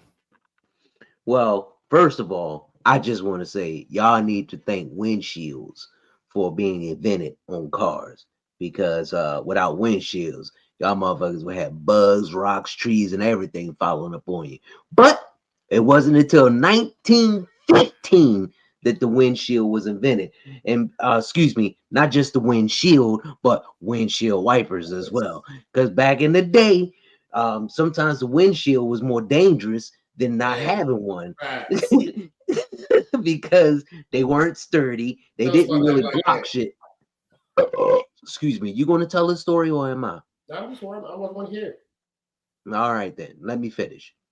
Anyway, I'm just fucking with you, Shot. That was a wide open mouth burp. I'm sorry, but I had to get it to him. That's the second time he did that nasty. He was rude, so I had to be rude too. But go ahead with the story. Go ahead with the story, my brother. No, but before we had windshield wipers, most people, they had to pull over on the side of the road, do the wipe that shit off, or they would have carrots or papers or some shit, any kind of concoction to help clear the windshield. There you go.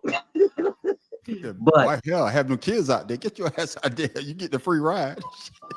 But go ahead. I'm sorry. No, you good. But with the invention of windshield wipers, and believe it or not, the hood, because a lot of cars back then before the Model T didn't have hoods. They were just open.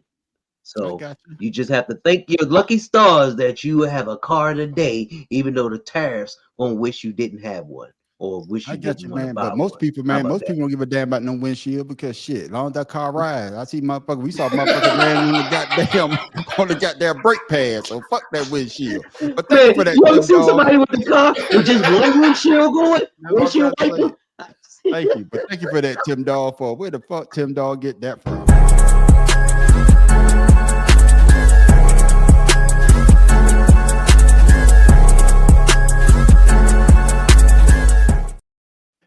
Matt Professor, what you got for the people before we go, my brother? I'm gonna keep it short. Sometimes if you by yourself, enjoy yourself, even if it's alone in the shower. Matt Professor, I know exactly what you mean. She said she's leaving for 15 minutes. What time are you leaving? I already got my movie ready to play. I got my part. And you get mad when you come back too early. I thought you too long. So anybody in there that's Jamaican that understand what him just said? Him saying going on the show and go buck in fist. Tim Dog, what you got for the people before we go, my brother? That's why you got to be quick. You got to be quick. You got to get yours before I get mine. No, anyway, here in Texas, it's a sad day when you got Republicans fighting against Republicans. We have the state's attorney general, John, the hypocrite, the joke, Paxton, going against Mr. Cochran, who is the senator from Texas.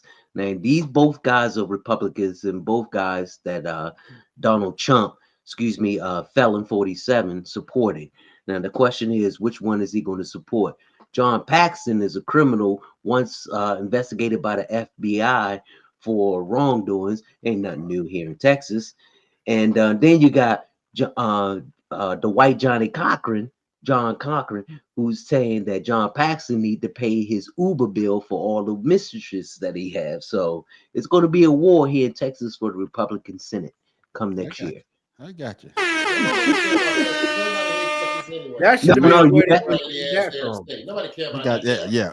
My man, I'm just saying it's just crazy because you got two Republicans supported by Felon 47 who fighting for a seat, and one is a crook and one isn't. So I'm just saying. I got you. My man, Shata, what you got for the people before we go, my brother? Nah, man, don't bother listen to Tim Dog. All of them people there, they're saying that Jamaica, politician and police, you cannot trust them. I got you. And of course, Pharaoh King, what you got for the people before we go, my brother? All right, so Tim Dog had mentioned about the invention of windshields. So here's a little bit of advice for you guys. So remember this: save your business cards of people you don't like. So if you ever hit a parked car accidentally, just write sorry on the back and leave it on the windshield. Yeah. I don't have anything, ladies and gentlemen. But before we go, my man, Matt Professor, shout out to social people can follow you, bro. The Mad Professor .1, the way it is on your screen, Instagram, YouTube, Mad Professor 1, Blue Sky. That's what I'm talking about. Tim Dawes, shout out to social people follow you, my brother. Instagram, Father's Love 99, and also follow my son Jim's _Woodwork King #1. And Facebook, James of course. Shout out to social people can follow you, my brother. You see it right there, so. Yeah. Joy agreed with you on that one, Pharaoh. Yeah, that's smart. And of course, Pharaoh King, shout out to social people follow you, my brother. Oh yeah, Facebook, King Ryan, and don't worry about anything else. I'm still working on it.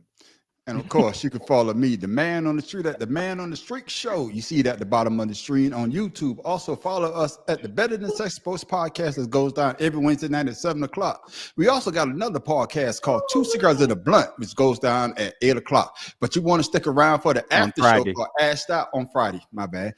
Thank you, Matt Professor. You want to think? Start again. Yes, we also got another podcast called Two Cigars in a Blunt, which goes down every Friday night at 8 o'clock. But you also want to stick around for the after show called Ashed Out. That's when everybody gets the chance to talk about what they want to talk about. And ladies and gentlemen, that is the best time of my Fridays because you never know where the show gonna go. And with that, ladies and gentlemen, I am the Man on the Street. It's your boy Pharaoh King. Tim Dog from Be More Careful. What do you call a pampered cow? Spoiled. The Mad Professor in the boot. Way to cut him off. To Orlando, and I just want to remind everybody, UConn #1 blows. That's right. UConn #1. And ladies and gentlemen, like I say, thank you for tuning in. Thank you for being part of the show. Tell your friends about us because we want to get y'all involved just like y'all was tonight. And we had a good time with y'all chatting with us. And with that, ladies and gentlemen, we're out. What have you say? You still want to know the roof?